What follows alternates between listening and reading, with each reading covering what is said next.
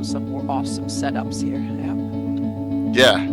Was that Miniature Building Authority's own video, or? Yeah, it's their own video, and I edited in my music so that Okay, once again well, they get banged from. I haven't heard that. I don't hear that. Yeah.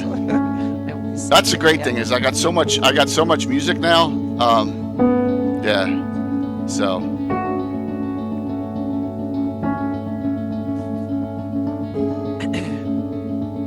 I've had back problems for some days, but it's starting to get better now, so I can actually sit down and do some work. I've been kind of away from the computer a bit. Then it was my birthday, so Yes, I saw that. Day off. Yep. Got you a happy birthday wish there on Facebook. Yep.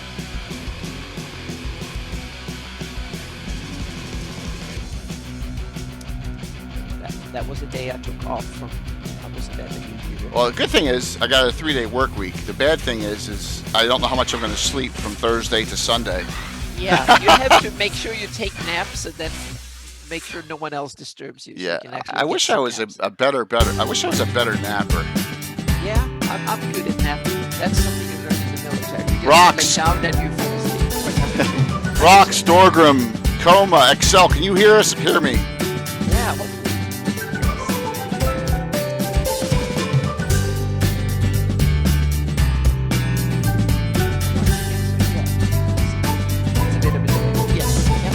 Awesome. Yeah, exactly.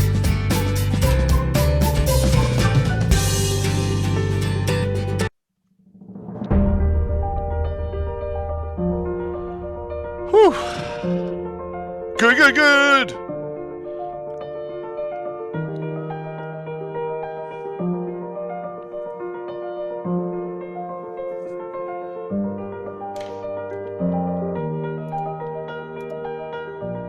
Starting early.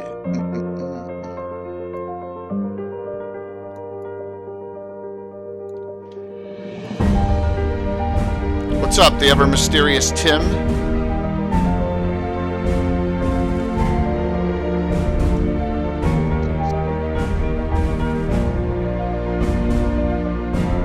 Oh, that's awesome, Coma. Glad to hear it.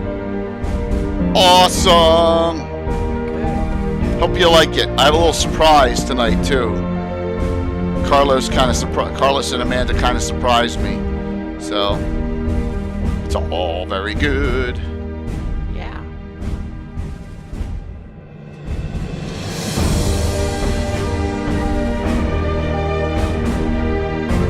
Sound levels are good out there, everyone. Just want to make sure. Yep. Streamlabs test. Good. Always a good thing when your Streamlabs is working. Yeah. That is always a good thing.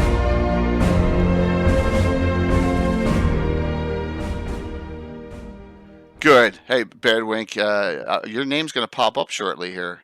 Just sit tight here and enjoy the ride from the UK. Appreciate it. And Jay just hit a wrong button. Oh, semi-wrong button, but I will compensate for that with this. We get to see the same video again. Or? Yeah. Well, no, I just didn't. I didn't hit the shout out before. Good. It's good to see you on.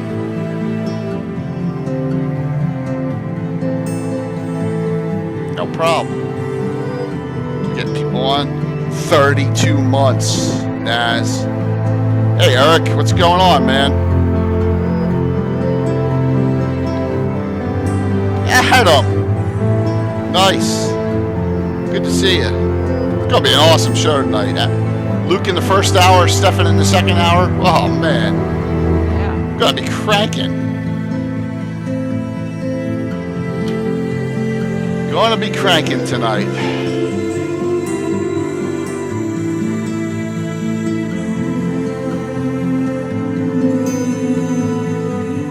And we're early too, which is good. So. Yeah. Hey, Dwayne.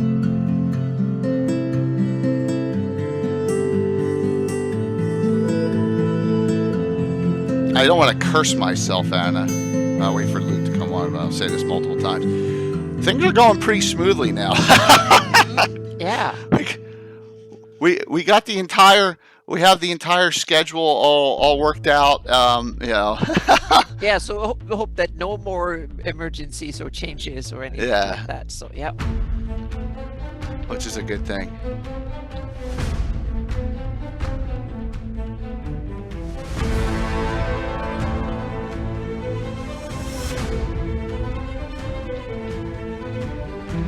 So Dwayne, I saw in the blue boxes you kind of brought, Bad Wind. It is your first Twitch stream, which is cool though, isn't it? You got it from you and I talking on Discord, and that's awesome. So that's a really cool thing. So and James it is, I believe. So I'm glad you got on here. So. Of course, I have to show off the sponsor stuff.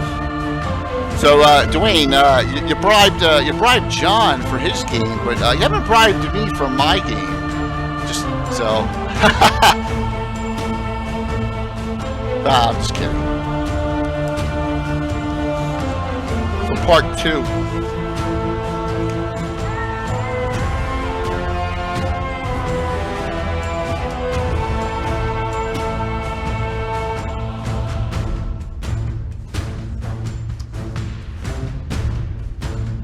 Cornholes part 2. Oh, look at that! He found the short! Awesome! Oh, that is awesome. Oh, look at that. We already got a hype train. Wow. That's awesome, Luke. No problem, James. Sit back and enjoy. Already have a hype train going. Wow. Ah, my pleasure.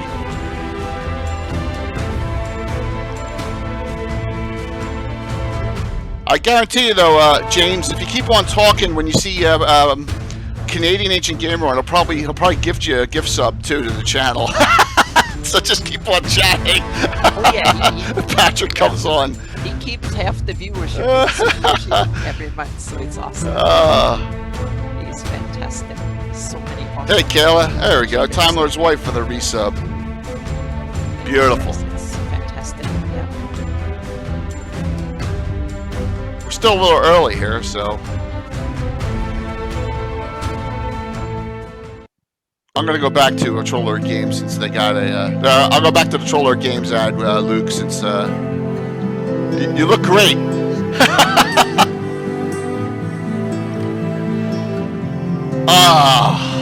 You look wonderful. There we go. You look fantastic. Just trying to get the light so it doesn't look too terrible. So. Got the Troller Games ad back up. One of our great sponsors. And listen, tonight for Gax more hardcover books with shipping giveaways. Wow. Yes, all from courtesy of Troller Games. Please note, everyone, our great friend Chuck is a little under the weather, so I don't know if we'll see Chuck watching or not tonight, but we'll get you. We'll definitely get those codes out. So, Luke, Josh mentioned to me about, and thank you for coming on, as we're still got some ads going on here. Josh mentioned to me about Casey wanted to make something rain tonight, a couple of them. Yeah. How many do you want to do? 2? I wanted to do 5. 5. Okay. All right. Wow. When we get live, I'll explain because I don't have time to change what it says on the giveaway, but we got to split that and the other one. So we'll do that first while you're on. Awesome. Wow, that's fantastic. 5. Jay's gonna hit a wrong button. I feel it. Hey, Amanda. Amanda, I got it showing. I got it showing on my chair here. Your little gift. What's up, Casey? Casey, don't hit drawing the first drawing this time. You already got a ticket, so don't you dare do that. Like I just saw you do in chat. You'll see in a second.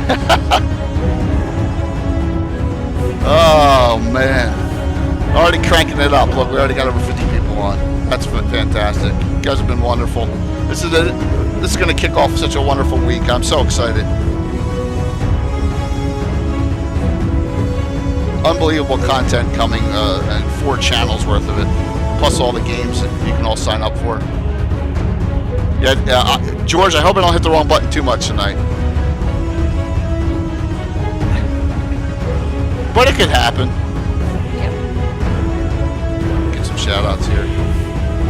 We're on a level 2 hype train already. That was awesome. Thank you.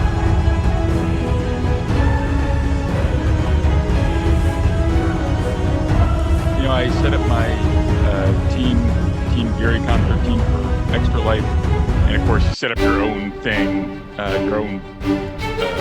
Right. You know, your own. I think I set up. I was trying to raise $2,500, and then for myself, I just said $1,500. I haven't even started yet, and I've raised $1,000. That's awesome. Yeah. That's just. I mean, that's so much generosity out there. Yeah, oh my God! Well, I think Stefan and Ann got the time wrong because they just said that they're hopping on now. Okay, good. All right. Hey, that's fine. Yeah, wow. We got it. Yeah, we have. That's okay. What's up, Ann? We at that time of year, some people are in daylight. More love. Others are not. That'll be awesome. We got Ann and Stefano. Hello. Yeah. Just maximize my screen so you can see what's going on live at Twitch. Yes. Hi. I didn't know if, from a branding standpoint, if you wanted us to. You can come on now. Or video, or what? We can be muted. And No, come and hang now, Stefan. Hang as long as you guys want. We just had it so that you were on the first hour and Stefan's on the second. He wants to be on the whole time and hang. This is a fun show. Please. It's up to you. No. Luke has plenty that he wants to say. Well, you know, I really don't like these guys. I can't take the spotlight. It's not big enough for the both of us, buddy. I'm just saying. I just know that like framing is like always seems to be an issue. So I was easy for you guys. That's perfect. It's perfect. We're going to go live now. We're 3 minutes early. Normally we go on a minute early. Let's go on 3 minutes early. Sit in that seat, Stefan. You're good, man. Look at this. We got Stefan for the full time. Boom. Get a beer? Yeah, go for it. Yeah, no beer for you. Good evening, everyone. Well, Okay. it's going to be a blast tonight. Let's have some fun and just chat and have a good time. I'm J.K. Lord Gazumba. I got my partner in crime with me, Anna B. Meyer. Hello. Some extremely special guests. Luke. Some unruly guests. That's okay. Yep. Luke Gygax, look at the shirt. Luke, thank you. Thank you for wearing the shirt. I really appreciate it. And thank you for coming back and being a guest again. And for the first time ever on the Lord Gazumba channel and any show, the owner of Dwarven Forge himself, Stefan Pokorny. Hello. Yay, fun. Hello. How are you? How you doing? Good. We're going to talk all things GaryCon 13 tonight. It's a preview tonight. Got a lot of Excellent. Yes, got a lot going on. We're gonna talk whatever you all both want to chat about. And then we'll have Luke for about the first hour, and Stefan will have you for the whole time. So first things first. This is all. I'm going to do a sign up. It's going to say Gaxmore Books, but it's not. So here's the deal: if you don't have a ticket yet for GaryCon 13, Luke is generous enough. We're going to give away 5 ethereal tickets tonight. 5 of them. All right. Do not sign up for the first sign up for the first one, and unless you don't have a ticket and you're going to participate. I'm going to say this though. I have 20 events still open for GaryCon and the GaryCon Greyhawk channel of like 55. We have 20. Please sign up for one of those. Okay. And I'm going to go over what they are tonight, but please let's get our community filled with events. All right. All right. Let me get this set up. So, Luke and Stefan, welcome. And I know you're both busy. What's going on in your worlds right now? I mean, I can imagine you guys are like, Luke, I can imagine, like, the hair you have is probably, I know this is like 5 to 10 times bigger than last year. It's crazy. But GaryCon has just, it's grown exponentially over the years as a physical convention. And then, as a virtual convention, we've continued. Gosh, I think we have 13, almost 1,400 attendees virtually, which is pretty solid. And we have 870 some events, maybe it's 880. So it's a lot of events. So we still have some room. We can still accept, gosh, up to probably another 200 people or so very comfortably and have no issue. You'll be able to chalk up 6 games a person or something like that. So plenty of room. And I'm just always thankful for the wonderful reception that we've had. I mean, COVID has been tough on all of us. This is the second time. This is the second GaryCon that we've had to go virtual only on. And that's especially hard if we're being honest. This is a wonderful way to stay connected. I love it. I'm so thankful that we have this technology that lets us still see each other even during something like a pandemic. But I really do miss seeing Stefan in person and jamming to the Black Sabbath, on a Saturday night and drinking some Spotted Cows and just being there in person. So, but yeah, what's it like? Oh man, these virtual conventions are at least as much work as a physical convention. Oh, yeah. Getting everything together. Thank God I have guys like Matt Everhart and Jimmy Duffy and Josh Pop and Mike Espinosa and all these guys who are digging in and doing a lot of the work in Discord and making sure that it's all gonna fire off just as well. We put out I worked on 2 modules this year, 1 and 1E called Nightfall, which is pretty exciting. We got Chris Clark and Turbo and I cranked out another one. This is you cross genres and you get to go to an Earth-like world in 1940s and you get to fight Nazis, undead and Nazis. So who doesn't like to kill undead and Nazis? I think that's popular with everyone. So that's what Nightfall is about, KNIGHT Fall. That one is available on Drive-Thru RPG, which is my first thing that I've ever put up for sale at Drive-Thru RPG. So that's awesome. So I was pretty excited about that. And then the second one is with Matt Everhart in 5th edition version in my world setting of Okrim, the Eye of Shintupi. I have that one.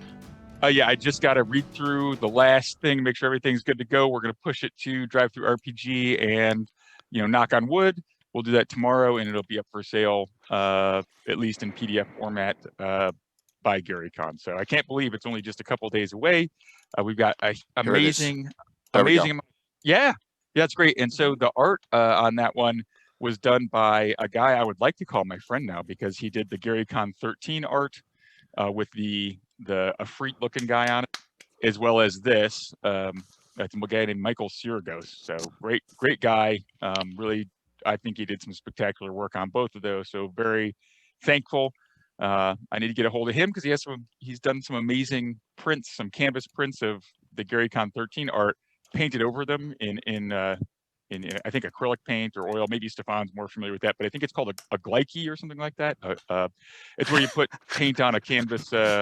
You paint over a canvas print and make it look like it's been painted with the brush and everything, and then you write a little certificate on the back. And we did 20 of those, so we'll have those for sale. It's pretty slick, so it'll look like an original painting with a certificate of authenticity on the back.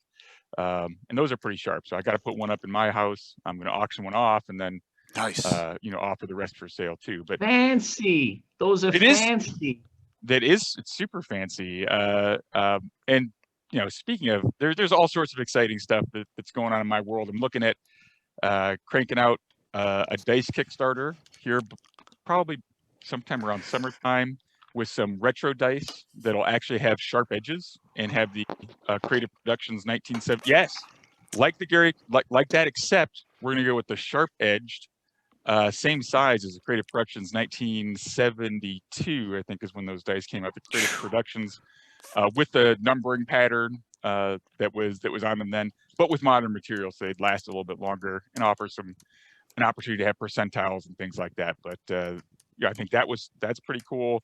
I got another project I can't talk about dice wise that I'm still working on, and more writing and getting my Blighted Land setting out and kickstarted. So yeah, it's just been crazy, man. There's go 100%. But for GaryCon itself, and one of the things that I'm pretty excited about and that you did a lot of the heavy lifting on is our Greyhawk channel for streaming. And I think we are going. Did you get actually 24 hours? Did you get the whole? Oh yeah, you got the whole thing.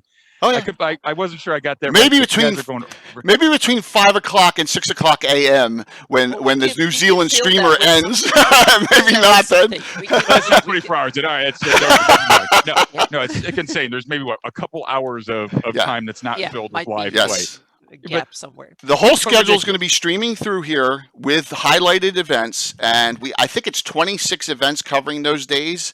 See, Stefan, I got stuff of mine of yours up. I wanted to make you feel nice and welcome with pictures of your product that I use in my game up. So that's what you're taking a look at now. Some pretty nifty terrain there. Pretty cool terrain, I see. It's really, really cool. It's really cool. Yeah. Whoever makes that. Yeah. So talented.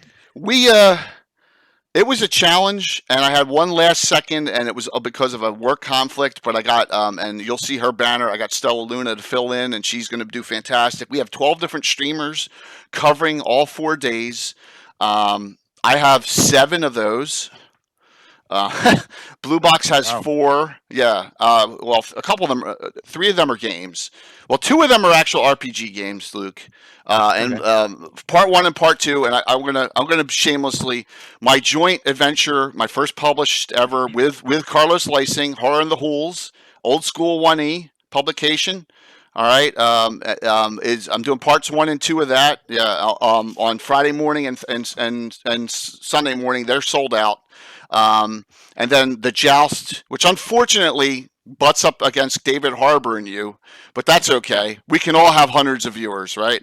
And that is on Saturday night. And then I have an Ask the Expert show, a DM's roundtable, Anna's maps, and Tim's game Saturday morning, where I'm just producing it. And so that's my 7. And then we got Blue Box with 4 events, 3 games and 1 talk show at 6 o'clock in the morning on Saturday. Oh my gosh. Yeah. And then we have games from Fabled 42, Praetor's Rejects, Carlos, Wicked Studios, Time Lord's Wife, Stella Luna. I'm sorry if I'm forgetting someone. Nightheart Gaming. We have 12 streamers that have stepped up. Yeah. Yeah, I know the Fabled 42 guys, obviously, and Carlos is a great guy. So yeah, I for sure know those folks personally, and they're quality content. So I know Carlos has got to be excited. He is, and I had Carlos on last Sunday, and Carlos has a brand new adventure coming out called The 9. It takes place in the Great Kingdom, Sea of Medigia area, and he's tying in the release of that and the artwork of that with the game he's running. That was the first of our games that was sold out. You know how Carlos is like the most in-demand DM that we have, for conventions especially. So his game got sold out immediately. Let me see if I have that here, and I'll throw that up so you can see how awesome that looks. See, this is where Jay does dumb things during streams and tends to crash things because I'm doing stuff I shouldn't be doing.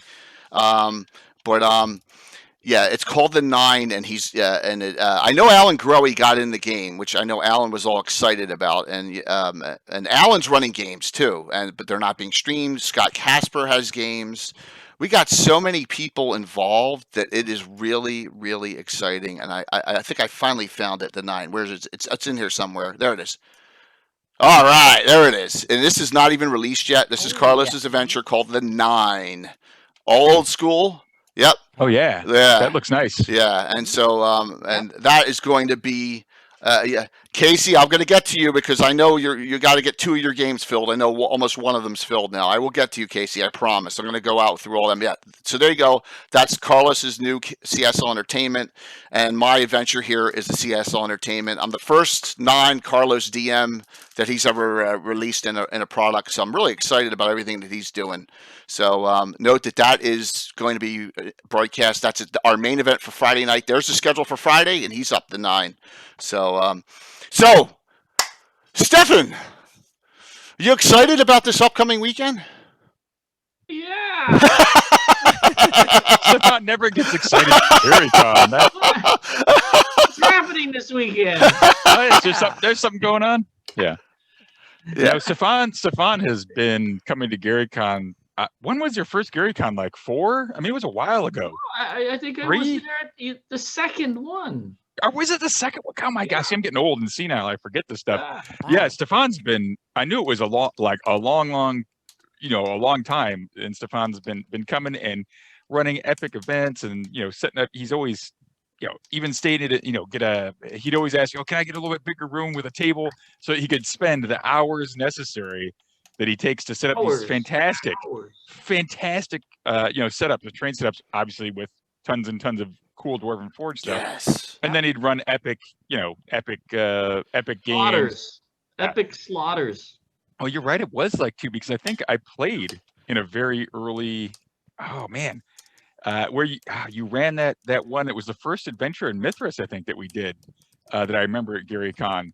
Yeah, I got a 20. I remember throwing. I got threw a spear and I got a 20 and killed like at the end. I remember that part, rolling a 20 and killing the dude there. And then later on, you'd ask me, hey, was I at that game when I heard Mithras? So it stuck out in my mind. That was like GaryCon 4. So you might have been there. Earlier in the earlier games. Anyway, Stefan's always at GaryCon. He's a fixture at GaryCon. Yeah. He's required to be at GaryCon. It doesn't feel like required. He's required. He doesn't. I don't even invite him. I just tell him GaryCon is his dates. You've got to come. You can't not be there. And find a way to get there if you don't invite. Heck yeah. Oh, well, he's gonna get there for sure. He's always invited. So very well. Last second, I produced your game, if you recall, and it was like boom. Casey asked me like the day before, 2 days before, can you help Stefan get his game on? I was like, okay. So and that was a great time. Oh, there's Chuck. All right, so he must be feeling okay. He's hosting the stream. Chuck, hope you're doing okay. Yep. So the sign-ups right now for free tickets, we're gonna do. We'll do that shortly for all of the Gaxmores. So, but that was a blast, and I'm going to say this, and Anna will agree with me on this, I think, because we were there from the beginning. That GaryCon last year was the start of first of all our Greyhawk community exploding, and secondly, us realizing we can do this virtually. And that's when we got the idea to run a virtual Greyhawk Con in October. It was after GaryCon last year, Luke, and that was awesome. And also GaryCon last year, you were the first convention that was hit by COVID, so to speak. Yeah. The first kind of major convention that had to reschedule everything. And you had like 2 weeks notice, roughly. It was horrible.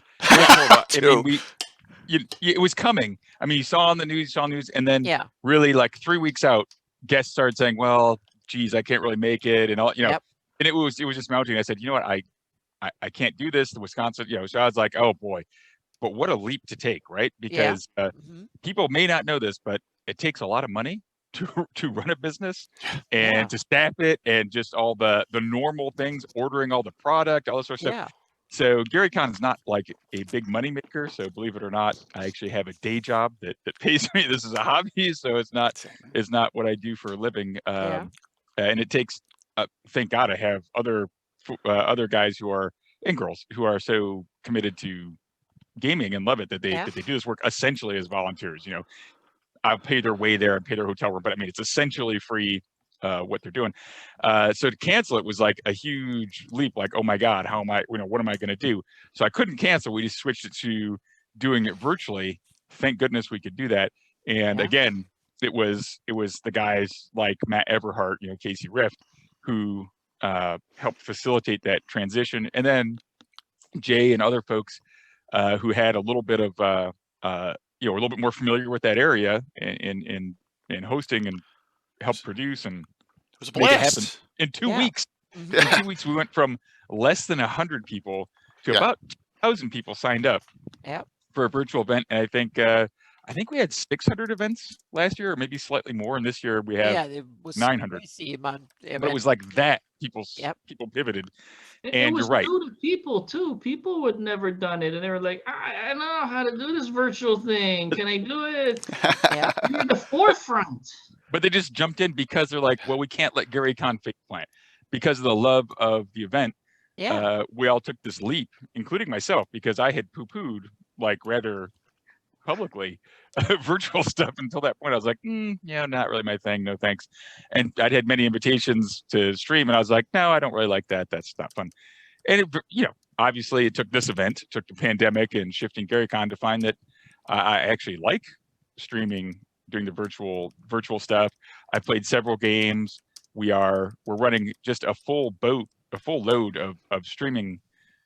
I think we have 4 Twitch channels that we're running, including Greyhawk, GaryCon Blighted Lands, GaryCon Lakshniva, and GaryCon Gaxmore will all be running Thursday through Sunday with all sorts of great content, including, of course, Sunday, our finale, our last game on the Gaxmore, GaryCon Gaxmore, will be what I've lovingly entitled "Bingo's Back, Baby." That was my working title. I don't know if we've changed it, but it's like part 10 or something of the series with Stefan DMing us in his world of Mithras, and I'm playing Bingo Shortwick, the baker. My game, yeah. Your game, yeah. Heck yeah, it's your game. Better get ready. I better start setting that up. Yeah, you should probably think about what you're gonna do. It's coming up. Yep. Winging it sometimes is good. I mean, sometimes just wing that thing. That's awesome. I'm building the huge labyrinth. There's going to be a huge dungeon crawl. We're going old school, back to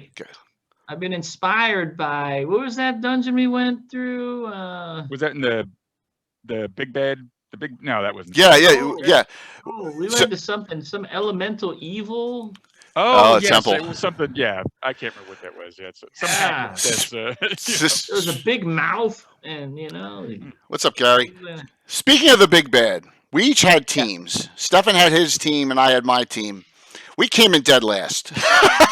Yes. we got our butts kicked. We had fun though. We had fun, and our characters survived, but we came in last. Because I'm not a 5e guy at all. Second, third. You guys came in. I think you guys came in third.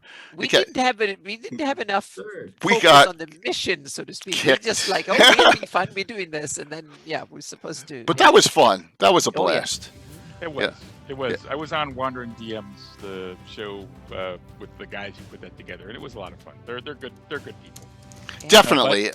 I told them They that started eating the stuff. It was wild. Oh yeah, he went completely bonkers halfway through the show.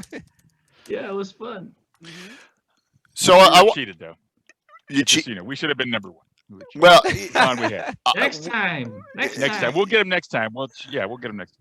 I certainly hope so. I hope they do it again, and I'll be a little more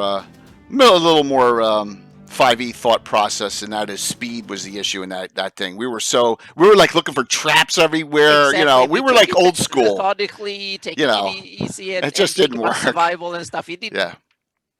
Role playing. We were role playing. Yeah. So a little shameless shout out. I am 5 followers away from 4,000. Okay. Oh, that's really good. Thank you. Everyone knows every 1,000 followers, I give away what my favorite. I've done it 3 times. I think Rock's won one of them at least. I give away my favorite publication of all time, Best of the Dragon Volume 3. And Best of the Dragon Volume 3 is loaded with a lot of Leonard-isms, like the Archer, Alchemists, the Wingfolk are in here. And all the Roger Moore deities for demihumans is in this book as well. So 5 away. If we don't get it tonight, we'll get it on Wednesday night show. But just wanted to say, if you haven't followed already, throw it in there and get us to that 4,000 mark. And I'm going to do it tonight too. So there you go. There you go. There's one.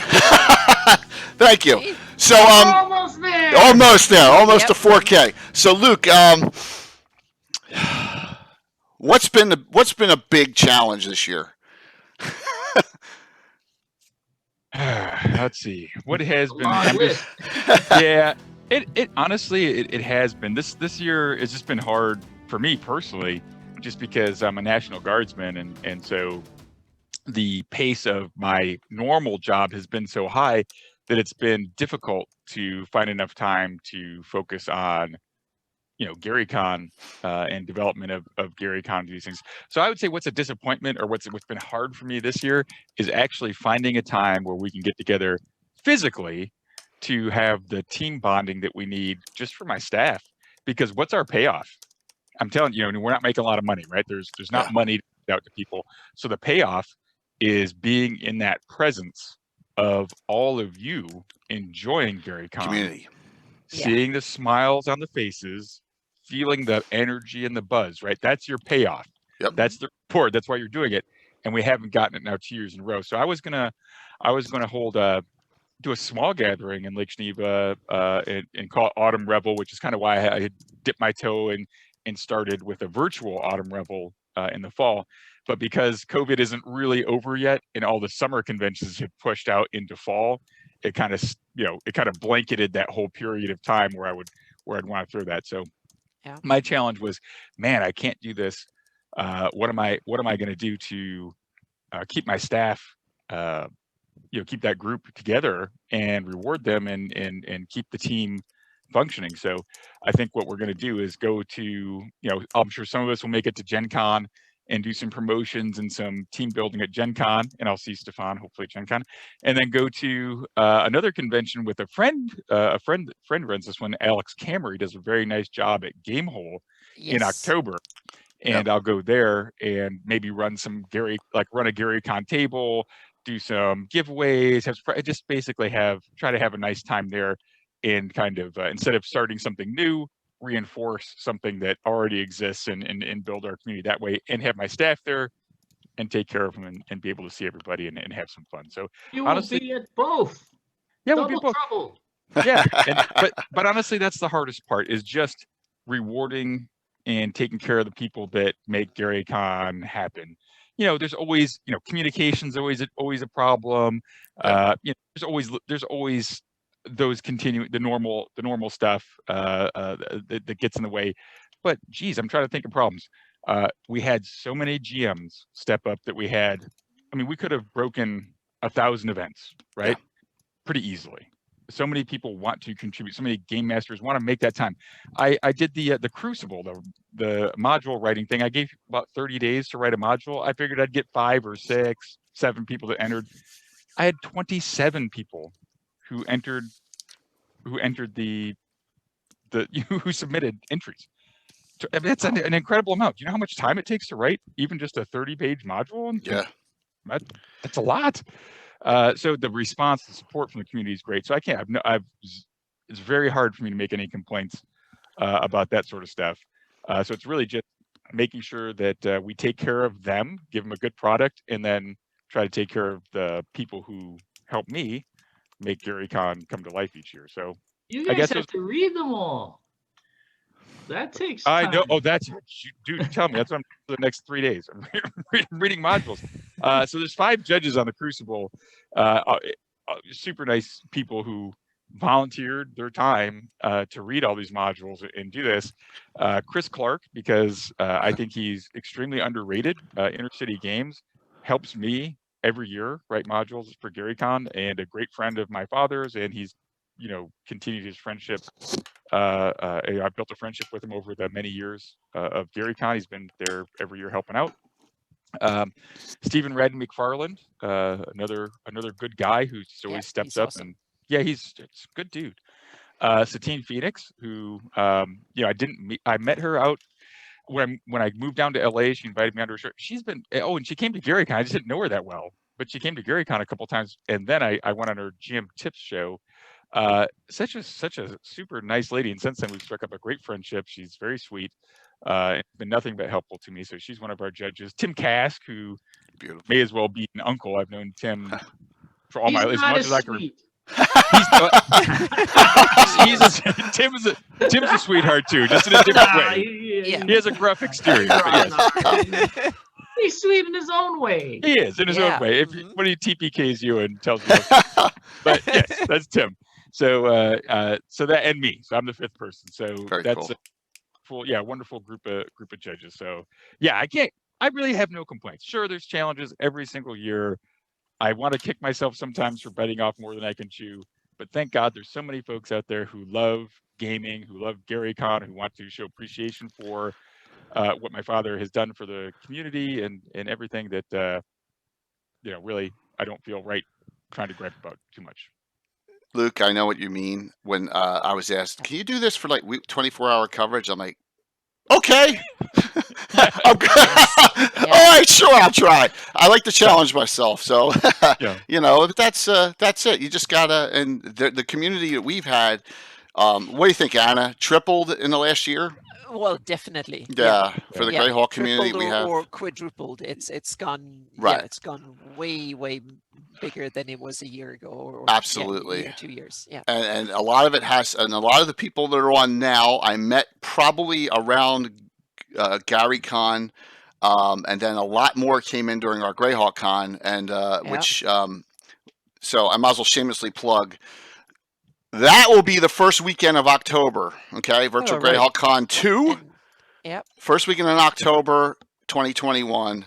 I know it's the same time as Origins, but it's all virtual, so it doesn't matter. And I know Origins will probably be in person, but that's the sweet spot weekend for it. So look out for that. We will start prepping up for that mid-June, end of June, beginning of July, and start getting that worked up. So just note that will be coming. It was so successful last year. Luke played in the game last year, that wonderful game. Yeah.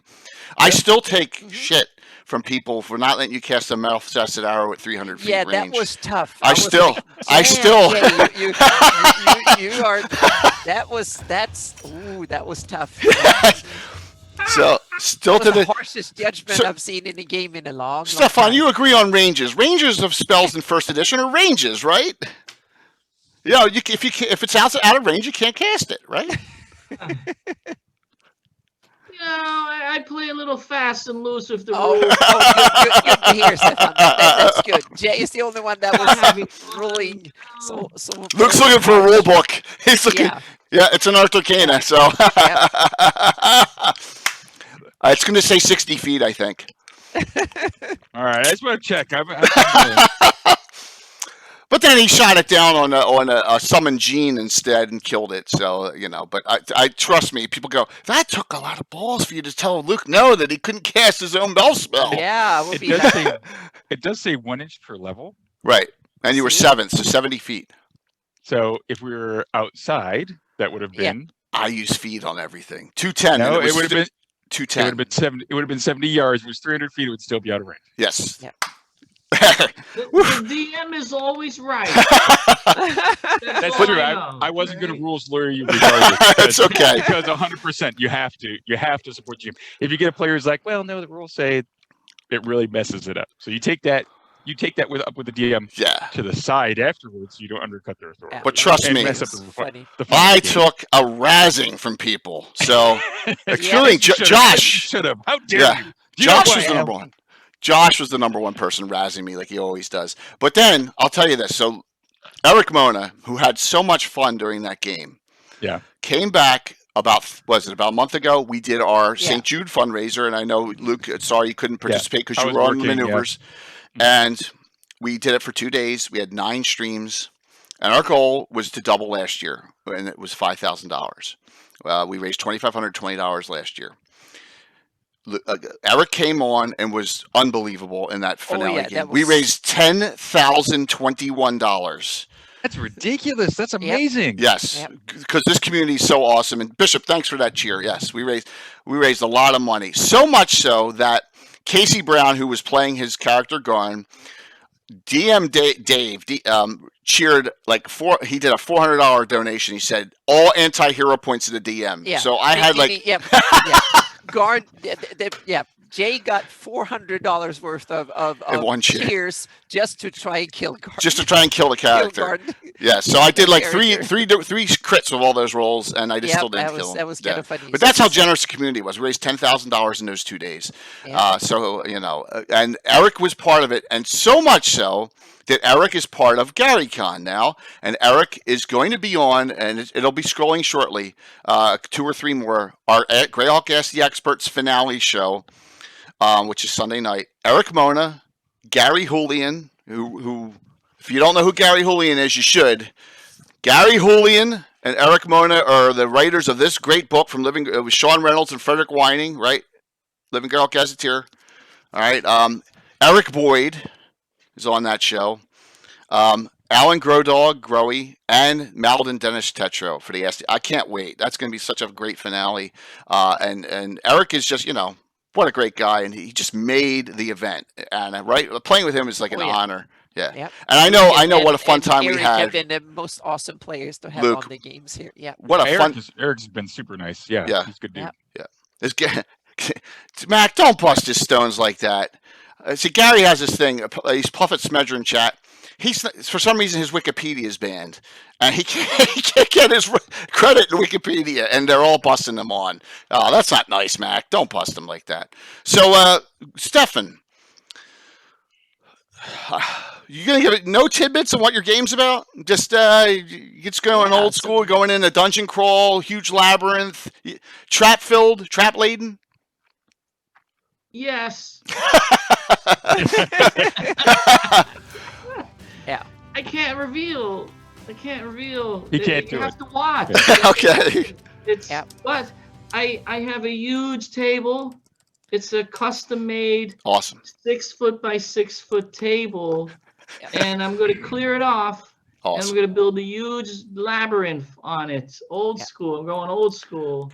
That's great. But And, you have to realize that every gamer should have on their bucket list to play at Stefan Pokorny's table. That just like should be in Jay's basement. Those two things need to be on your bucket list. So- and I've done one of them. I haven't played Yeah. with you, Stefan, yet, but that's on my bucket list to do Anna. once in my life. It sounds disturbing when Anna goes, "I've been in Jay's It's so great basement." to be Yeah, on exactly. there. I've been in That's Jay's really basement, but disturbing. Yep. So I'm a people who big don't fan of haven't your watched. photography, you know. Oh, thank you. Well, you can see in the background, Stefan, Yep. and Anna does. So I'm spoiled. Anna customizes my Greyhawk campaign on her map. So Amazing. It is, and it's a great Yeah. partnership we have, and it just really makes the campaign come alive with everything put in there. So it is the best basement. Yeah, look. So Stefan, there's a picture of Against the Cold, the Reptile God, all the bottom level, all in your product, I Dwarven see Forge. some old school. I love the old school lake stuff. sets. Yeah, Resin lake sets. absolutely. Those are rare. Those are rare now. You know, a box of those goes on eBay for like $2,000. Yeah, well, it's crazy how much they go for. But so I love the stuff, and I use your product, and it's a blast to have for underground settings. It's wonderful, and old and new mixed together. So all right, so you can't tell. All right, bunch of trolls. What level are they playing, Stefan? Well, we have sort of an ongoing campaign. Good. You know, it's been going for years now. You know, with a bunch of bingo. The baker has been for a while, and they're medium to high level now. 6th to 9th? Yeah, I think I'm 7th level. Okay. If I remember. That's awesome. Something like that. Yeah. I think that's right. I started like 4th, maybe. You know, Fourth we or have fifth. guest people come in. Something like Satine shows up occasionally. So Yeah. High level magic user. She loves Fireball. Very And, cool. David Baxter has a half orc with a sentient sword. Who was played Where is by Marcy from Old York? my girlfriend? Is she available? She's going to play. The sword's Okay, gonna I just play. wanted to hear Marcy from Old York. I was just hoping that she'd grace us That's with awesome. her voice. She's a character. What time Central CDT does that start? 8.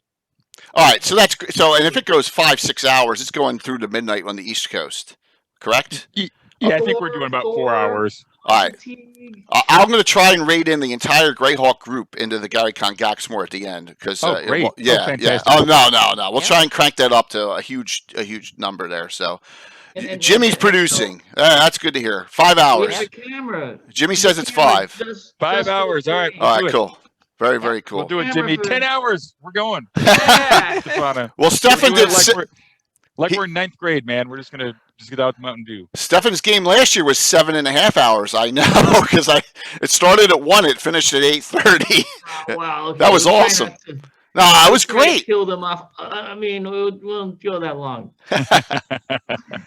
All right, so last call. Free tickets, Gary Greyhawk, exclamation drawing altogether. If you have not gotten a ticket and you want one, can't afford it or something, you just haven't gotten around to it, we're going to give away as many as 5. Get in there and please, all I ask, you go to type 05 Greyhawk Adventures and you sign up for one of those 20 events that still has seats. Sign up for other things too, but please sign up for one of those 20 events.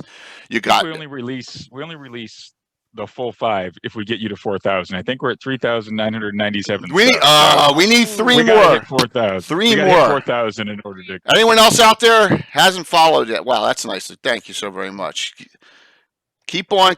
We're close. See, everyone here is smart though. They follow and they sub so that they get more tickets on the giveaways. We're preaching to the choir here. All right. Yep. I need to post up. I should post up on my. Yeah, we'll repull for you, Wiley. There's a couple people I know that are in my games that have tickets, and I'm like, why are you guys signing up? So, all right, we're gonna give away a couple here first. I'm gonna close this out. I can always reopen it up. All right, here we go. Let's see who wins some of these. Zarathon and on is the one you contact. Zarathon will get you right in, okay? And he's under moderator. Zarathon, go ahead, Josh. Please retype your name in so they can whisper you. And we want to get them immediately set up tonight, and then they can get in and start signing up for games. All right. Well, first of all, there's our one of our 2 great super fans, Canadian with 3 gift subs there. Thank you so much, Patrick. Really, really appreciate it. Patrick is. We haven't even talked about some other events too, and I know there's a lot of other great things going on. I want to hear about other content. So let's. Here we go. I'm gonna close this out. See, we're freewheeling here, Stefan. It's all fun, right? We're all fun. No, we're just hanging out. Just hanging out. I'm closing out entries. PR Mattias, if you have, is this your first Greyhawk live stream? If you haven't followed, please follow. I want to get to 4,000, and if you don't have a ticket, please sign up. Please sign up for the drawing. Friend.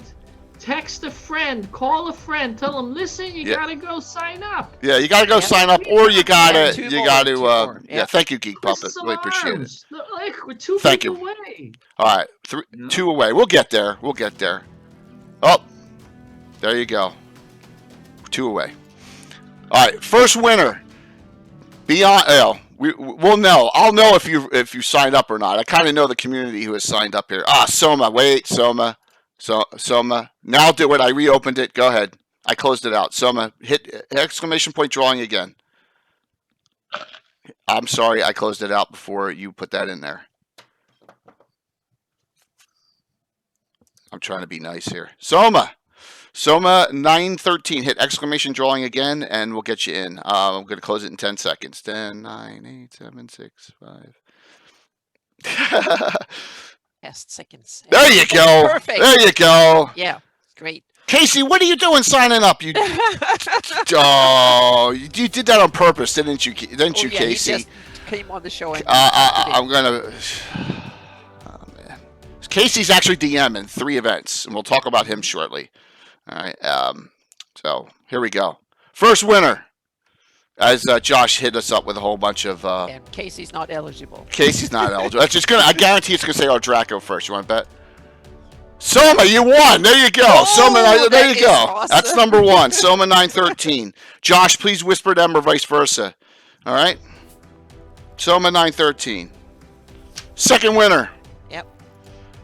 So we'll go. Alzamine, there you go. Alzamine, if you don't have a ticket, contact, please. I'm hoping you don't have a ticket. All right, Josh, contact Zarathon and on. He's in chat. Did anyone see his name pop up, or is he doing? See, here's the thing, Luke. He's doing 1,000 different things. Yeah. Yeah, he's probably working on Gary. He's crushed while he's watching this, and he's so crushed. I just shared that, so hopefully we'll get a couple more subs. So I just put it out on Facebook. Thank you. Thanks. So, so we need 2 more. 2 more. 2 more. 2 more. Hey, what's up? What's up there, Rob? All right, next winner. Winner number 3, Obsidian Risk. There you go. All right, I'm going to hold off, and I'm not closing it out yet. I'm going to reopen it. Okay. You're good. Yes. Well, stop doing check-ins. There's enough people do check-ins. Josh, get those 3 winners. All right. You got Soma 913, Alcimade, and Obsidian Risk. All winners of Gary. Compliments of Luke. All winners of GaryCon free tickets. Please sign up for some events. I'm going to. Here it is. Here is the channel. Go here first after you get your ticket. I'm going to pop it in. This will go right to Type 5, and then sign up for as many events. But please make sure you plan them once you sign up. Boom, there it is. All right. That'll get you to a listing of all of our events. If we get 2 more followers, then we're gonna make it 2 more, and then I'm gonna wait 15 minutes. Hey, what's up, Mike? If you don't have it by then, I'm gonna close it out. Then I'm gonna start the Gaxmore giveaways. Okay, because I know a lot of people were really interested in those books. 2 of them are old school Castles and Crusades. 2 of them are 5e. You get your choice. Okay. All right, and once one's out, then it's the other one. But and that's with shipping as well, courtesy of Chuck and Controller Games. So, what's up, Mike? Mike Disney is kicking the event off. So, our very first event on Thursday morning is a painter, Mike Disney. Oh, nice. Mike is a wonderful, wonderful painter. He's done a lot of work for us. He actually sponsors my channel. He's got over 4,000 followers, and he's done a lot of great art. He plays in my All-Star game with Anna and Time Lord's wife, and Chuck from Cholar Games plays in that game. We do that about once every 2 months. So Mike's a great guy. I linked his. Give Mike Disney a follow if you get a chance too. Josh, can you get their names written down? Oh my God, I'm gonna beat him. So let me just whisper them in real quick. I'm sorry. I'm all over. There you go. Oh, that's spelled wrong. Yep. Oh, Josh. We still have 1E seats open at GaryCon. Yes, I see that in the chat for sure. There's seats open in 5E games, 1E, probably Cyberpunk. Yep. What? Oh, we're almost at 4,000. Awesome! One away. Yep. One away. There you go. Oh, so thank you, Chuck, for those 2 follows. I mean, those 2 subs. My gosh. One away. It's reopened. Remember, it's for 2 more tickets, 1 more follower, and we'll immediately do that. Then I'll close it out. Then we'll do the Gaxmore. All right. So,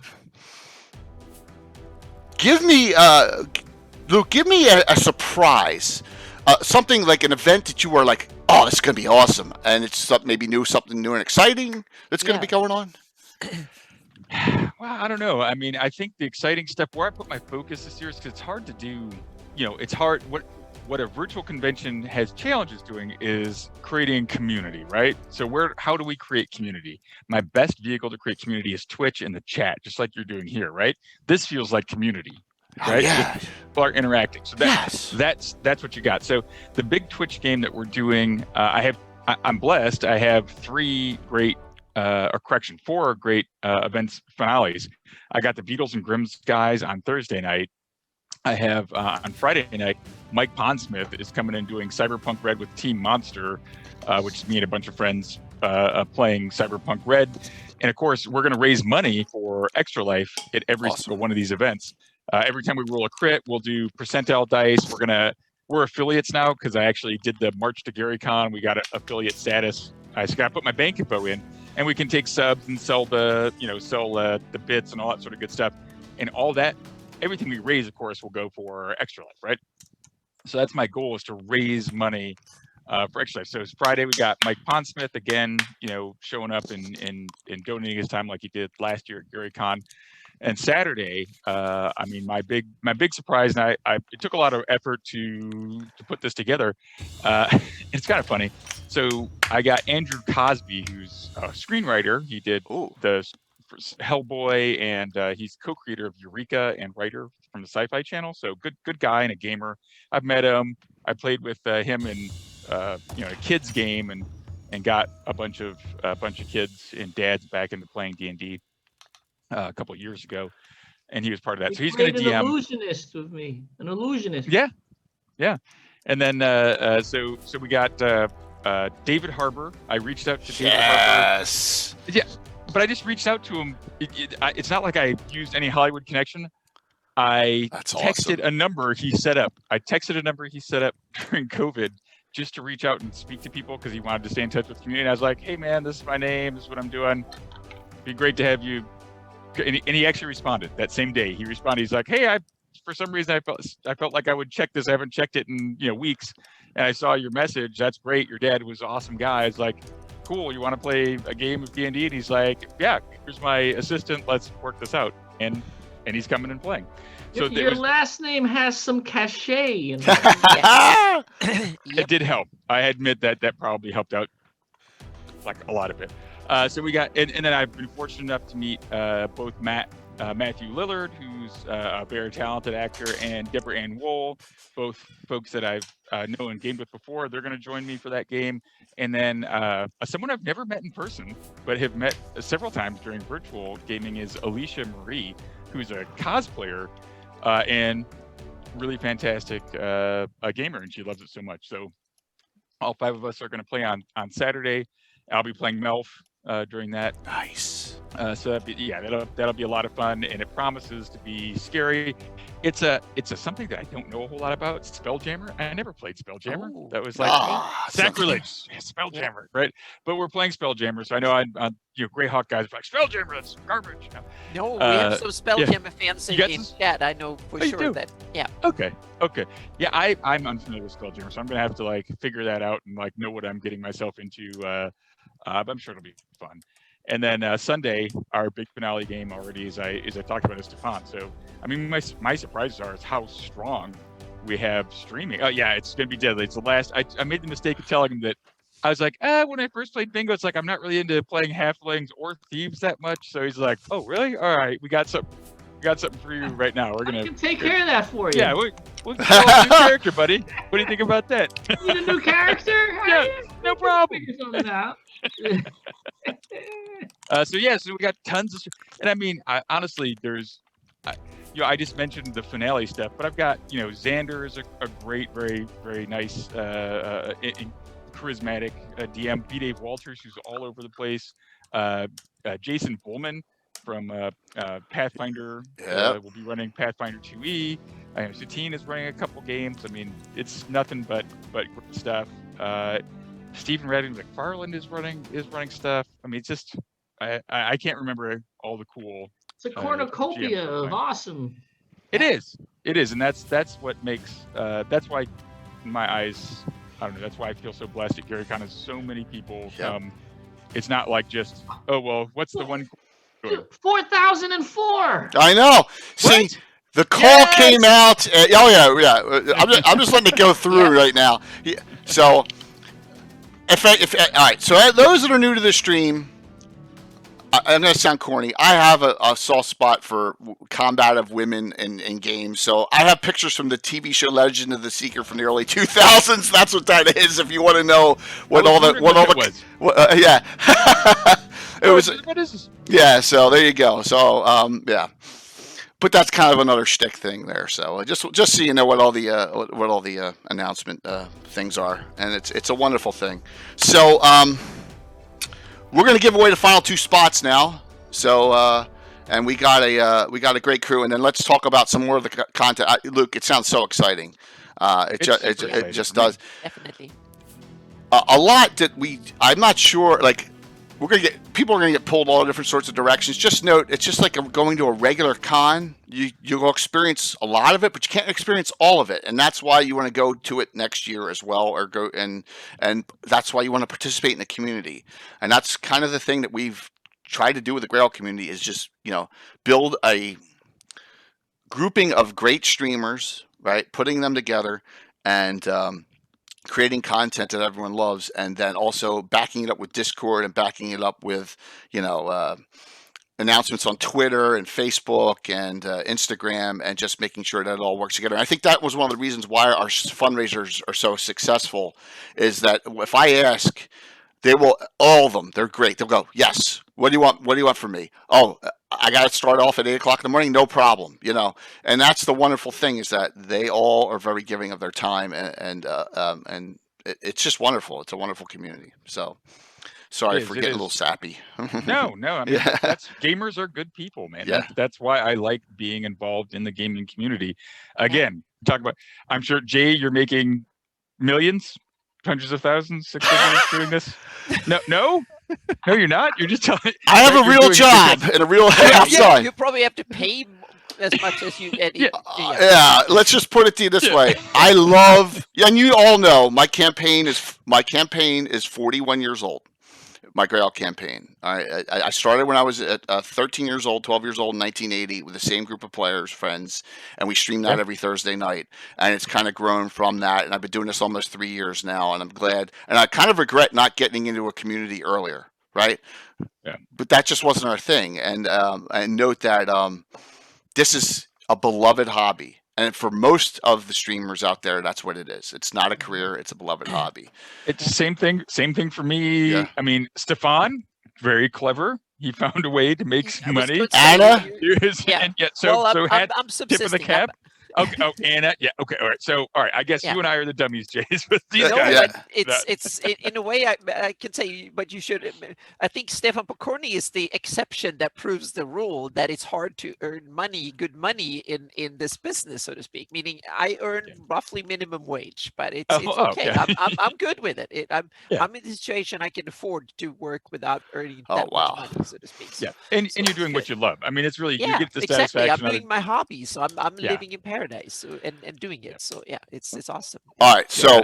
I just got a The Discord. rewards, that we get is not always Yeah. the money. Exactly. It's it's not. really not. It's working with a job that it doesn't feel like a job. It's just fun. Yeah. Yep. Note this, that the generosity goes beyond the community to the sponsors and to people like, and I'm fortunate at Troller Games is just a fantastic partner, along with Reaper and Miniature Building Authority Stratagem and the 3D print companies. But Chuck just said, check your Discord. Chuck has now added 5 more giveaways for tonight, everyone. Okay. So, and some of you may have this already, but I'm allowed to give out 5 more 27-issue Crusader Journal PDF packs. Okay. And remember, that's got Luke's dad in it. It's got Jim Ward in those articles. I got to find where I put that last. Let me check the fundraiser for the. So we're gonna have 9 of those giveaways as soon as we. Whew, I gotta locate where that is. I think it's now you have. I think it's giveaways under. for the I think whole it's in the. I think it's in the Underdark Uprising. All right, so we're giving away 5 of these, all of them, every single Crusader Journal publication ever done. It's an enormous pack. It will Yeah. take you many hours just to read through them. Yeah. So that will be added on. Okay. Thank you, Chuck, for your generosity there. It's a wonderful thing. So we got 9 giveaways now. And Walt, thanks for Cheryl following there too. That was one of my players. Because I know the name, so thank you. We're getting there. See Mike's message. Check the chat. I missed it. All right, I'll throw that in there too. Hold on. Oh my, I know they're here somewhere. So I got to do Best of the Dragon Volume 3 too. I don't know if we're gonna finish this tonight. Oh my gosh, I can't even keep up. So Mike has his Overgord prints. Do you all know about the Overgord? The Overgord is a here it is. The Overgord is Reaper Bones 5. It's a monster coming out in the Reaper Bones 5. This is a signed Mike Disney Overgord print. Okay, we're going to give away one of these too. So make that 10 giveaways tonight. Okay, very nicely done. Nice art piece. So Mike, no problem. Thanks. Make that 11 because we got the Best of the Dragon. Oh my God, I can't even keep up here. All right, so deep breath. Let's do the final 2 giveaways of the free tickets. Josh, are you good? Josh, tell me you're there, please. Josh. He's there somewhere. He'll catch up. Completing. Here we go. Ready? Ticket number 4, free giveaway, is current giveaway. Let me go to that. Drum roll. Yep. So guess what? If you don't have a ticket, you're going to re-sign up. I closed it out by accident. Start it again, just for Drum tickets. Start it up again if you don't have tickets. I apologize. I closed it out. Yep. I closed it out. Oh my gosh. Okay. There you go. If you don't have a ticket, please sign up. My bad. I apologize. Jay did something stupid. See, I told you I'd do something stupid tonight. So as we're waiting for that, I'm going to wait. We'll do 2 minutes. So Stefan, let me ask you a Dwarven Forge question. Okay, this is just me personally asking. When you went from resin to Dwarvenite, right? Back 15 years ago, maybe 10, 15 years ago? Well, has it been that long? I'm not sure. So was it a production? I love the old school resin stuff. I love it. In fact, I try and find sets like cavern sets wherever I can. I have 4 of them. I have 4 cavern sets and 1 ice cavern set. So love them. They're fantastic for underground. What was the thought process there? Was it cost? Was it durability? I was just curious as the thought process behind it on switching. Well, I knew. I think at that moment, Reaper had come out with their first Bones thing. Yep. And it hit, well, like everyone was astonished. I think Kickstarter was fairly new at that time, and everyone was astonished that they sold, I think, $3 or $4 million worth of these Bones miniatures. And they're like plastic bones. And I'm old school, and we're all used to the metals. Yeah. So I was astonished that, like, my God.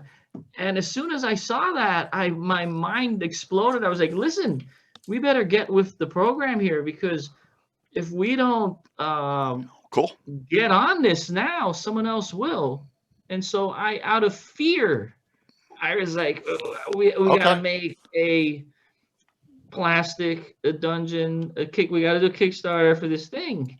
And so that's what we did, and I thought, well, if they can raise $1 million, I think I can do it too.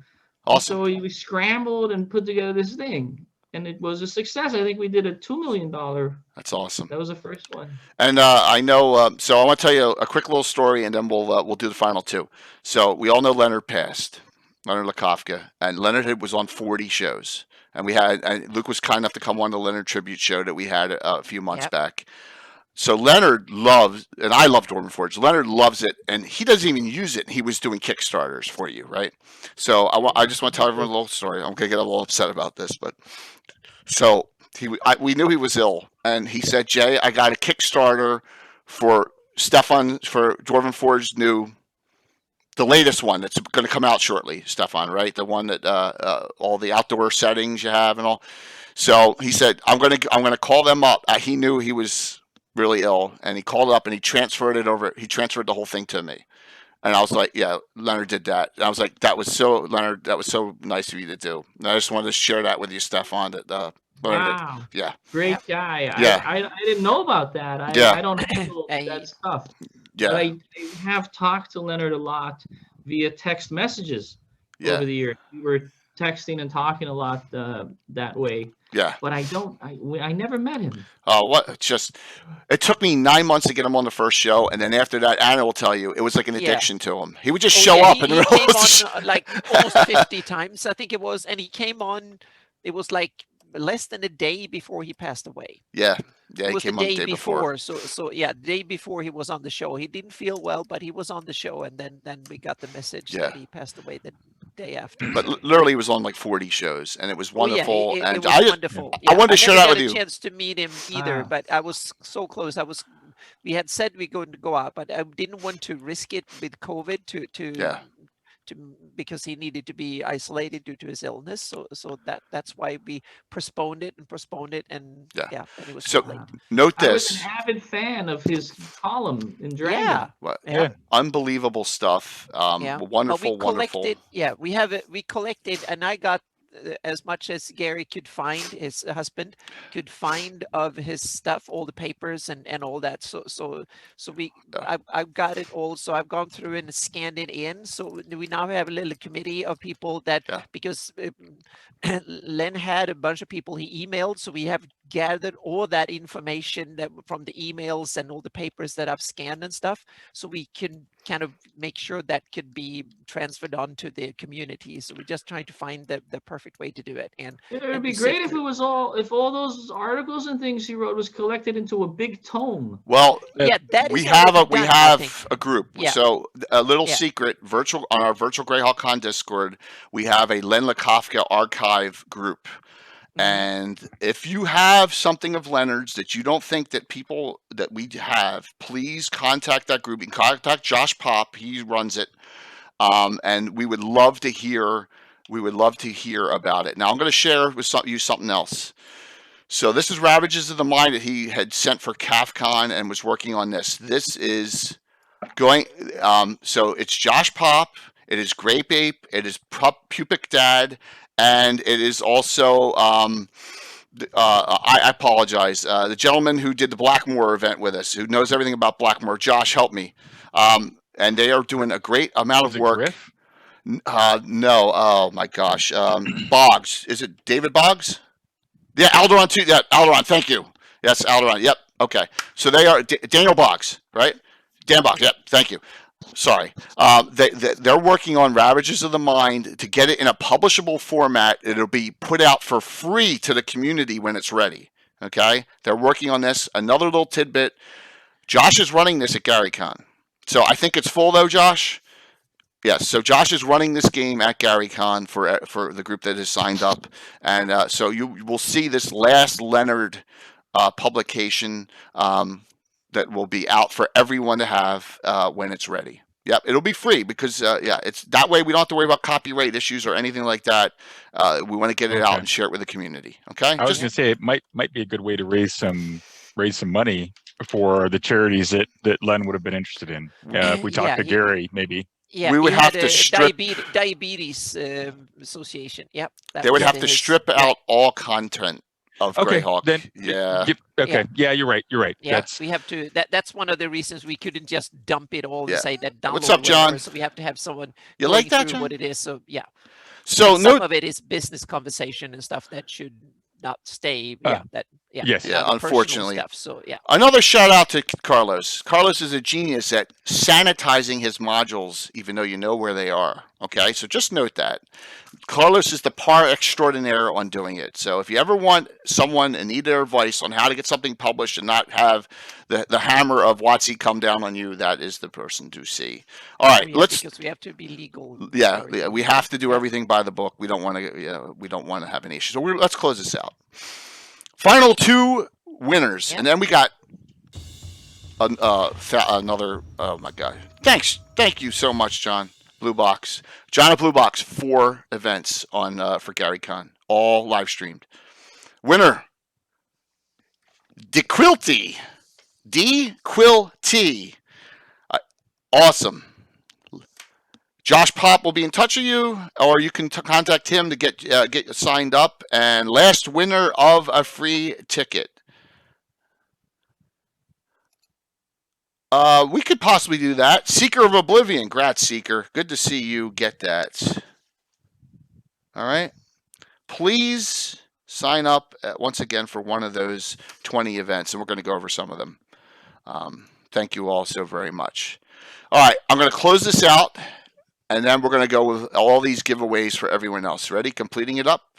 Here we go. This one now is the real giveaway. I mean, the real Troller Games giveaway. So I'm going to start this up, and we'll do this near the end of the show.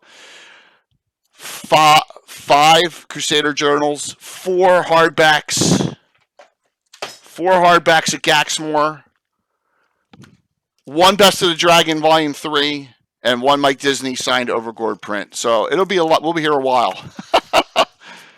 All right, so everyone's going to get a chance to win something. Please sign up for them and sit tight. So, hey, I know, Luke, we've gotten you more than an hour. If you have to depart at any time, it's perfectly fine. Just let me know. But I really appreciate you and Stefan coming on. This is fun, isn't it? We got a great community here.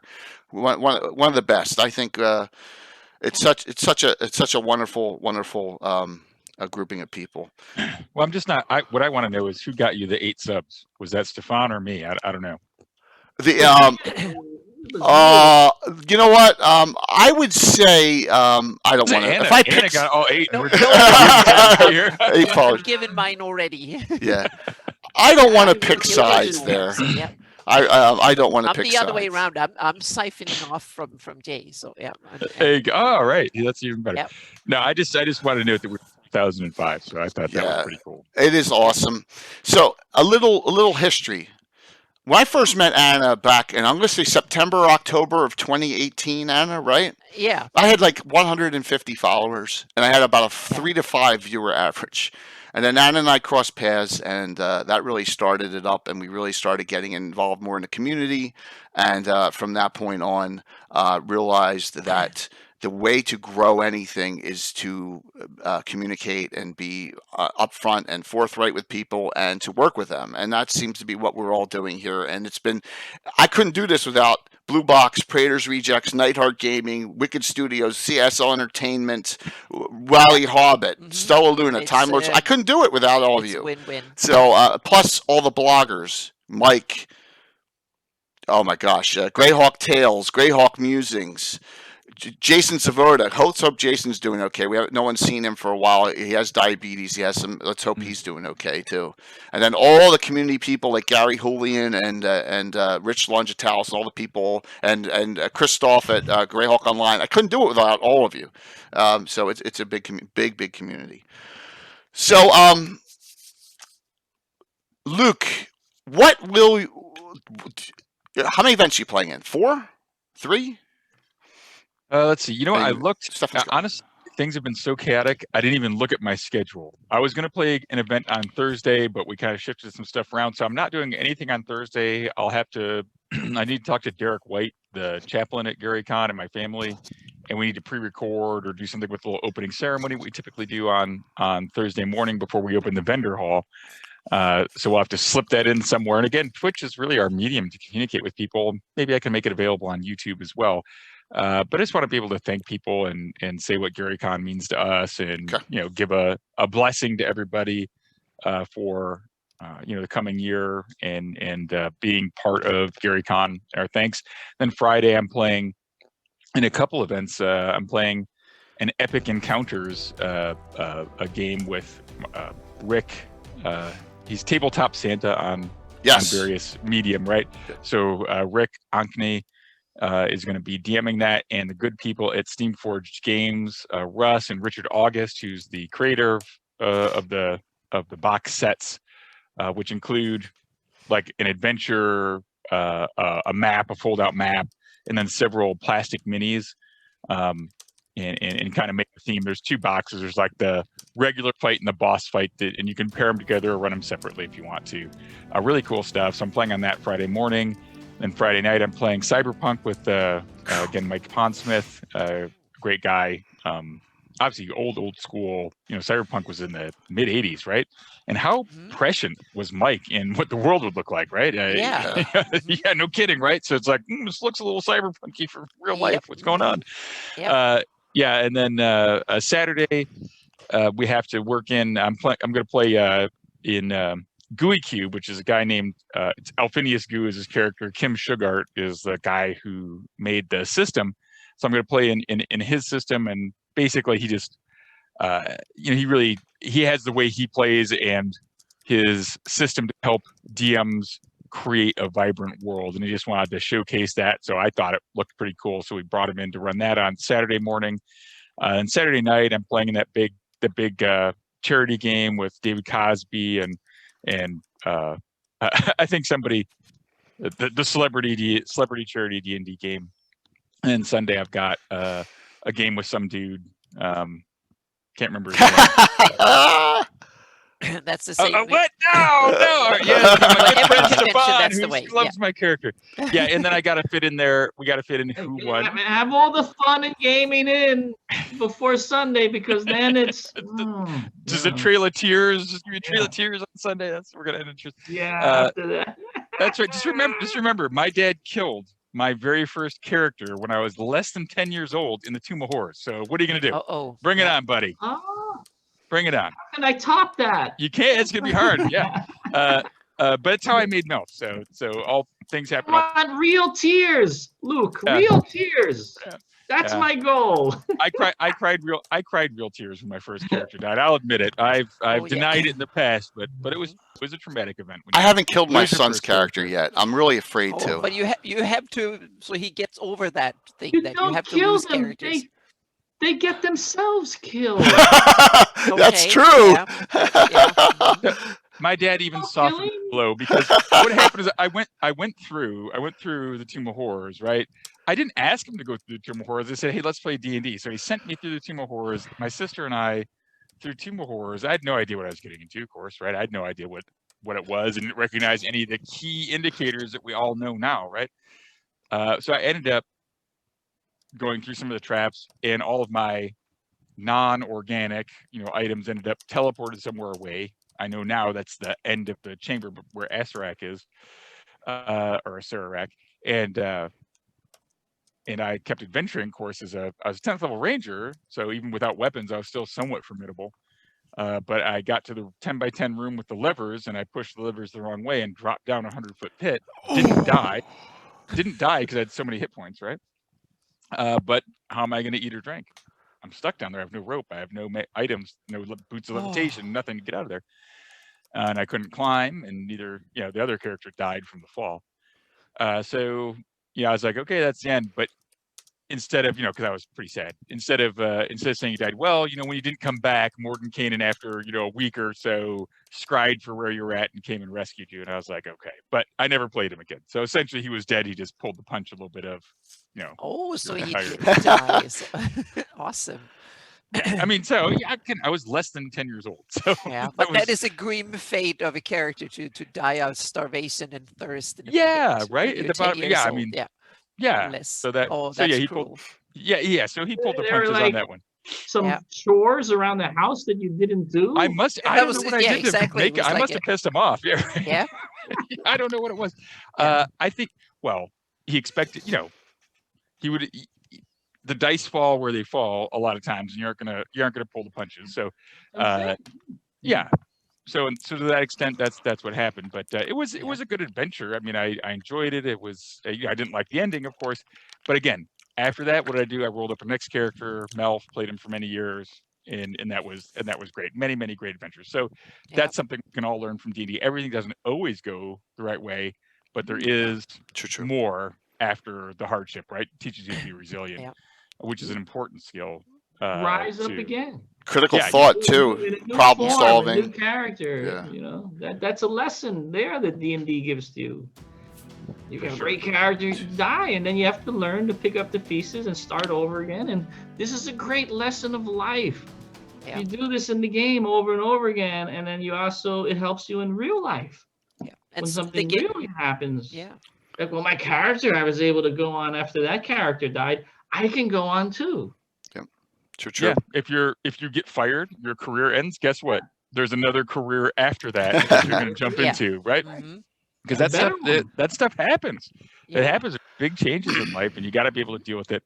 But other stuff that's going to happen is I got to figure out who won the Crucible. I know who won the Gary Gygax Lifetime Achievement Award, and I got to make sure that gets recorded or that we live stream it. A very worthy individual that earned that, and someone that I've known for a little while. So it'd be great to see that person awarded. And then, of course, I would like to talk about the dates for the next GaryCon before we end. One thing I totally screwed up this year, guys, I didn't get the GaryCon 14 artwork done. So typically I have that done and announce it and show it like, hey, GaryCon 14, here's the dates, and make up the poster mock-up prior to. So I didn't do that. But I talked to a gentleman named Doug Kovacs, and he is tentatively we have to have some discussions, but hopefully Doug Kovacs will accept that commission and work on it. We'll get it done here before Gen Con, and have that all ready to go. So that's what's going on. It's an offer you can't refuse. Yeah. I've been very fortunate. I've been very fortunate in that the artists that I have asked to work with have been kind enough to say yes and do some really nice artwork. I'm very, very proud of the artwork we've done for GaryCon. It's great stuff. It never. There's always something like. There's always that little thing. Oh my God, I didn't do this, or it's just that's the way. That's the way it is, Luke. I mean, seriously. That's life. It's exactly it. Absolutely. And sometimes it's like in adventuring, is that the ones we screw up can be the most epic fails can be the ones we talk about forever, so to speak. Yeah, that's true. So some of the mistakes and TPKs and stuff can be some of the best sessions. Oh, yeah. That's for sure. Yeah, I still talk about some from 30 years ago now. So yeah. Yep.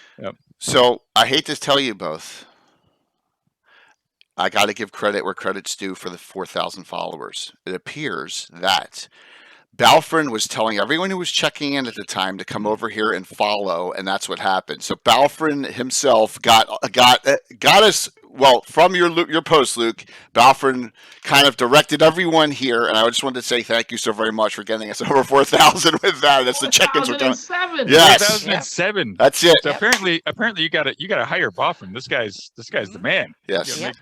So Balfrin and Josh and Grape Ape, they all helped I don't me. know about Josh. Well, I have to put up with Josh because he puts up with me and vice versa.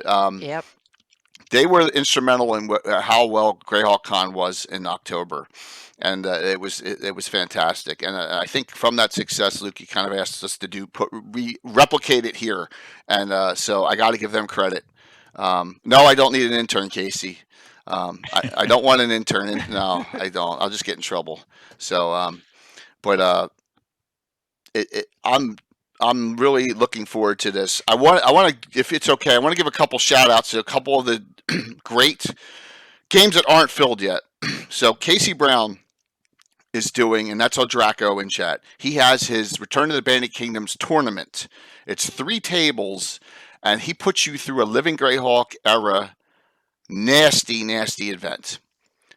You gotta survive it. And I think only one of his tables is kind of filled, and there's 2 there still have plenty of seats. Casey, you can link them in, please. If you haven't already, please link them into chat. Give Casey some love. Now, the problem is Casey ran the exact same tourney at Greyhawk Con October, so none of the hardcore people who did it then can sign up. So we're trying to get new people in on that. But yes, please link that up, Casey. It's called Insane Asylum in Rook Roost during Ayers' occupation. So I want to try and get that one filled. Sunday's filled, Volmoko. Okay, so we got. I think we got Friday and Saturday still that need. There we go. He's going to link them in. Another one is Oblivion Seeker Les Reno. I think his game Laughter's End needs some love as well. Amy Crittenden Thala, I think she only has 2 signups out of 5 for the Fountain, and I think that is like I think it's Thursday or Friday. So if someone, Josh or someone else, Balfrin, if you can find that and type 5, just link that in as well. We need some signups for that. Gosh, I'm doing this all from memory.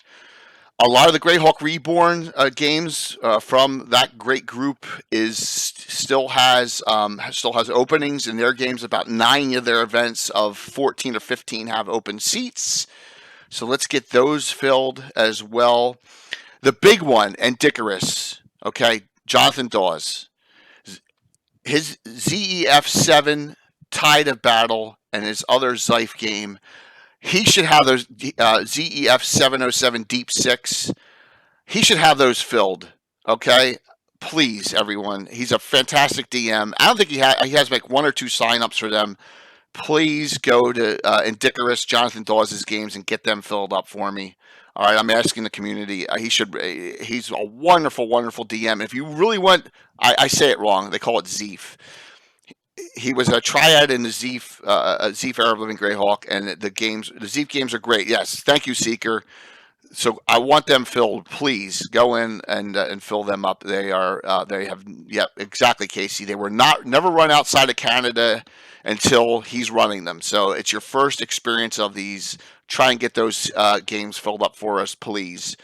And if there are any other ones you want to shout out your games, please do. If I missed them, but for Greyhawk Con, we had like 90 to 95% filled rate. I want to get up to that again. I only think we had like 2 events that didn't go off because they didn't get filled during that. So please sign up for those events.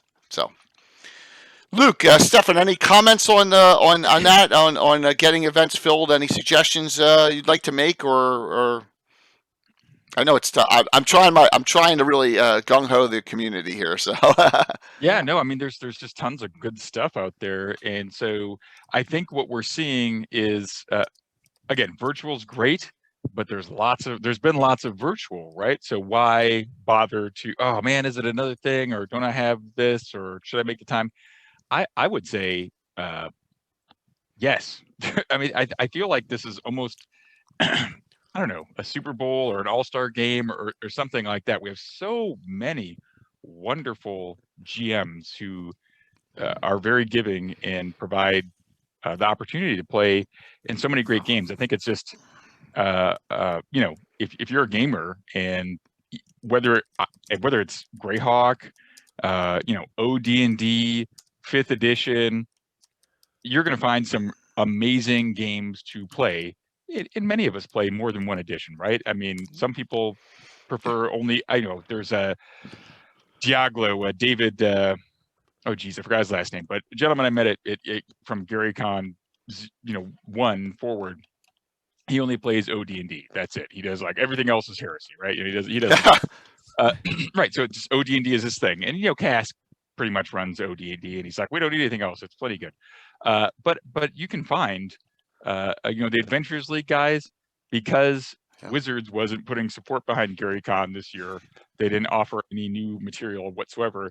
They made up 5 new modules to play at GaryCon to make sure that we had original content for GaryCon. So that's the kind of commitment the 5th edition community brings to GaryCon.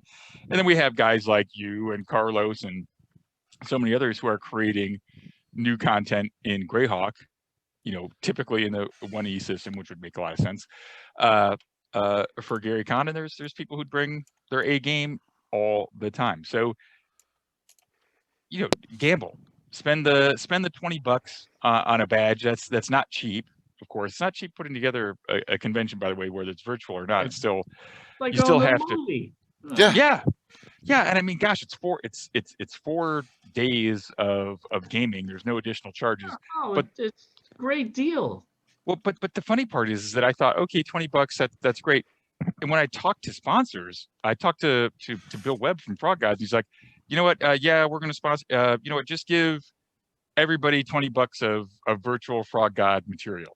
I was like, everybody? Are you sure? Like, he's like, yeah, I don't care. Just give, I want everybody who comes to GaryCon to get. So if you spend $20, you're gonna get $20 of virtual stuff from Frog God. Fantasy Grounds too, right?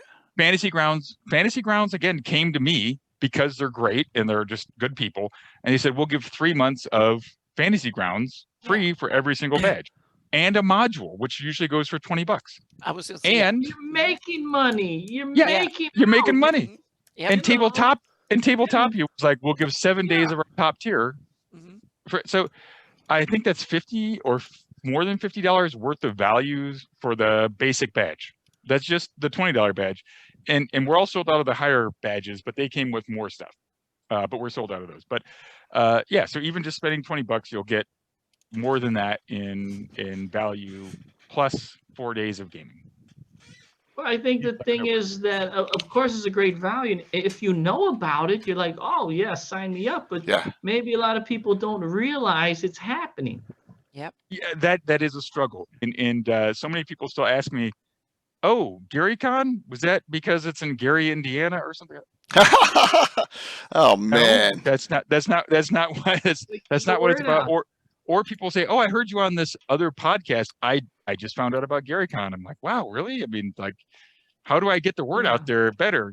But honestly, at this point, with virtual GaryCon, I for sure can get the word out worldwide, and we can welcome as many people as possible.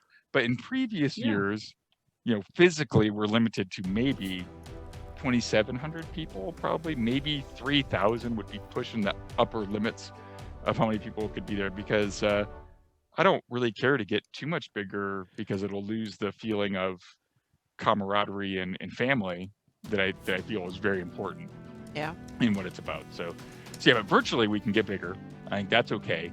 But physically we're in those limits. So and then people will beat me up for, well, why are you going to limit how many people can come there? Especially in the what do you want me to do, man? Yeah. Well, the venue is not bigger than You want a big convention, you can go to Gen Con. Yeah. And that's as big as it gets. Let me tell you something. So we are excited about Anna and I, and physical will be back. We know that's the case. So Anna, my big one, because it's 6 miles from my house, is PAX Unplugged in Philly, and that's in December. And Anna came 2 years ago and played in my basement. I want to come this year too. Yeah, so that's our big next one in person. Now I can't. Reaper is such a great sponsor, but unfortunately theirs is Labor Day weekend. Yeah. I'm going to be down the shore with my family that weekend, so I'm going to miss ReaperCon this year, unfortunately. Yeah. There's not much I can do about that. Yeah. So, but that'll be our next big in-person one, and then hopefully next year, Luke, we'll decide what I want to be there next year in person, so I got to figure out organizing this part. Yeah, it's going to be I'm going to be like juggling, but it'll be cool. I can't wait. Yeah, that will be maybe hopefully that can be 2 conventions, Gamehole Con and PAX Unplugged that I can go to this year. Yeah. So we'll see. Yep. I'm hoping to go to Gen Con and Gamehole. I would like to do both of those because I love Peter's a great guy. Yeah. My dad started Gen Con. I think it's wonderful to be there. It's bigger than I like, if I'm being honest. It's a little bigger than a convention that I enjoy in size. And then Alex does a really nice job in Madison. It's in Wisconsin. And he's just a good guy, fellow Swiss. He's got the Swiss power. So that's true. Yeah. Cameron, he's a Swiss guy. Gygax Swiss. So he runs a great convention. I'd love to be there and see all my friends there. Since really doing something in the fall just isn't possible without forcing people to choose where do you want to go. Yeah, we don't need that. Let's get together.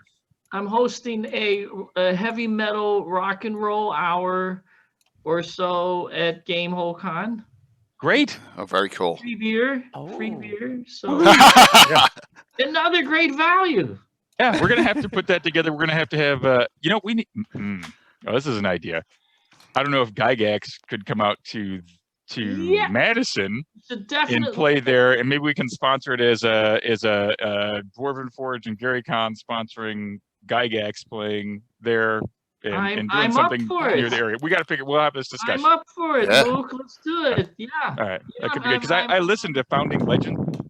So playing now, even though the channel's off air on GaryCon Gaxmore, if you click on it, there'll be like 1 or 2 things. You'll see Idle Champions ad, which they've been very generous in sponsoring us, as well as a video from the band Gygax, and it's called Founding Legends. It's their first music video. And it's about that's High Fantasy, one of their albums, which is nice. Great. Yeah, but they made Founding Legends based on a game that I played at Founders and Legends 1, where Stefan first ran the Adventure in Mithras with Bingo. So Bingo's birthday party, that was the first one. We survived that when you told me I was going to die there too. But they called it Founding Legends because he wrote the song about Melf and Archon adventuring with Mike Merles and this really epic encounter that we had. Cloud Giant Castle. Bingo's that we've had a serious story arc there. So we got to talk to Eric and get him to write about Bingo in that band too. I think there's a lot of mileage we had there as well. We've done 9 or 10 of those. The new album is coming out, and I'm paying for the vinyl. Yeah. I guess that I'm like, I don't know if I'm the record company, the record label. I think you're the producer or the you're something. You're the label, dude. I'm paying for the record. We got to. Do you have a label name? We got to think of like a cool name. Like, is it going to be Mithras Records or what are we going to do? Yeah. I haven't even figured that out. We got to do it. We got to figure it out. So we got to make a label for you, and then we got to sponsor. We got to sponsor something. Isn't it awesome? Yeah. Well, I think we get. Got to get them to Gamehole. Got to get them. Yeah, and then they'll come to GaryCon. GaryCon. Yeah. Yes. So may you live in interesting times and exciting times, and that's what I think. We've all made the best of this outbreak, right? We've done the best we can and things in the what's going on, and that's that's the great thing is that it's kind of really kickstarted the whole con and a lot. There's that dilemma now. I mean, like for example, North Texas. I'm assuming that's going to go too, and that's going to be back in person, right? I think that's going to be in person in June. Yeah. Okay. I just have training in June. That's early. It's just wow. Always terrible time. Yeah. That's a small one still, right? For the most part, as I know, that's a big one. Alan Grohe loves that one. So I think it's 300 or 400 people. But they purposely keep it smaller sized. But it's just, I mean, if you have a chance to go, if you want to go, I would highly encourage you to go because I know those guys they love old school gaming, and they put on a very high quality event. Cool. I have been going last few years, and I might go this year. Very cool. See, I have the wife's gonna kick my ass routine if I go to too many cons. You know what I'm saying? Yeah. You have to bring her. You have to. Bring Oh her. no, my wife's not a. Wait until Shane wants to go. Yeah, I've been wants to go. Then yeah. This year will be my 25th anniversary, right, of being married. But I've been playing D&D for 43. Silver. Yes, but I've been playing D&D for 43 years, so. Yeah, so she has to. You know. All right. Yeah, you gotta weigh that real life too. You just gotta tell her, look, D&D is more important. Yeah, I do. That's exactly the approach. I have for this weekend, Luke. Trust me. No, could be no problems there. What could go wrong? Yeah, it could be. I'm gonna be in front of this desk or in my basement from Thursday to Sunday this entire weekend. And it's gonna be a blast. Speaking of that, I wanna show our main event, which is Saturday night. And that is the Grand Joust of Altamira. Okay, so everyone knows that I have Bill and Mastercrafter, my real good friend Bill Haley. If he's on, he's Seshar scoring. He's one of the best there is, and we all know that. So I said, what are we going to do to outdo? Oh, yeah, Stefan. Yeah, you may have seen some of them. I sneak peek some of them. What are we going to do to outdo what we did for Greyhawk Con? I said, we've run a joust ever since we were kids. Let's do a joust, and let's do it live. So we got our 3D print company, Gamescape 3D, to make the tilt wall, to make all that, and then Bill started putting it all together, along with all my other sponsors. And I had 6 open signups, and we have our special guest, Gary Julian, is the Black Knight. Anna, it looks like Anna's going to be participating as well. We'll see. I told Jay that I will be on standby. She's on standby. If it has an empty slot. So. Kayla, Time Lord's wife, all the signups. We had general signups, and the pictures beneath Stefan have been scrolling of the 16 competitors in this. So, and I use Portrait Workshop. A little shout out to them. So here is, I'm going to blow these up. Here is the pictures on my gaming table, okay, of the Grand Joust of what we're going to do here. And that's the Free City of Altamira in the background with the fairgrounds and 17 Reaper, most of them are Reaper miniatures, all painted, all up, nice. I'll throw some other pics up here on angles. But just to show you that we're trying to step the game up. And we're using chainmail rules from Dragon 17. All right, we're going real old school on this. And we're looking forward to having a great single elimination competition, and this will, what happens here will affect what happens in the campaign. So this will be the 7th time we've done a joust in our 41 years of gameplay. And yeah, so Stefan, I have an 8-foot by 8-foot game table. So there you go. So I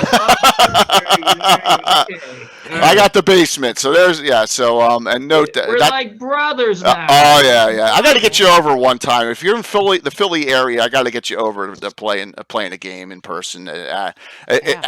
So note that's what we're doing. Philly cheesesteak. Oh yeah, we'll go to Pat's. Oh, yeah. We'll go to Gino's or Pat's.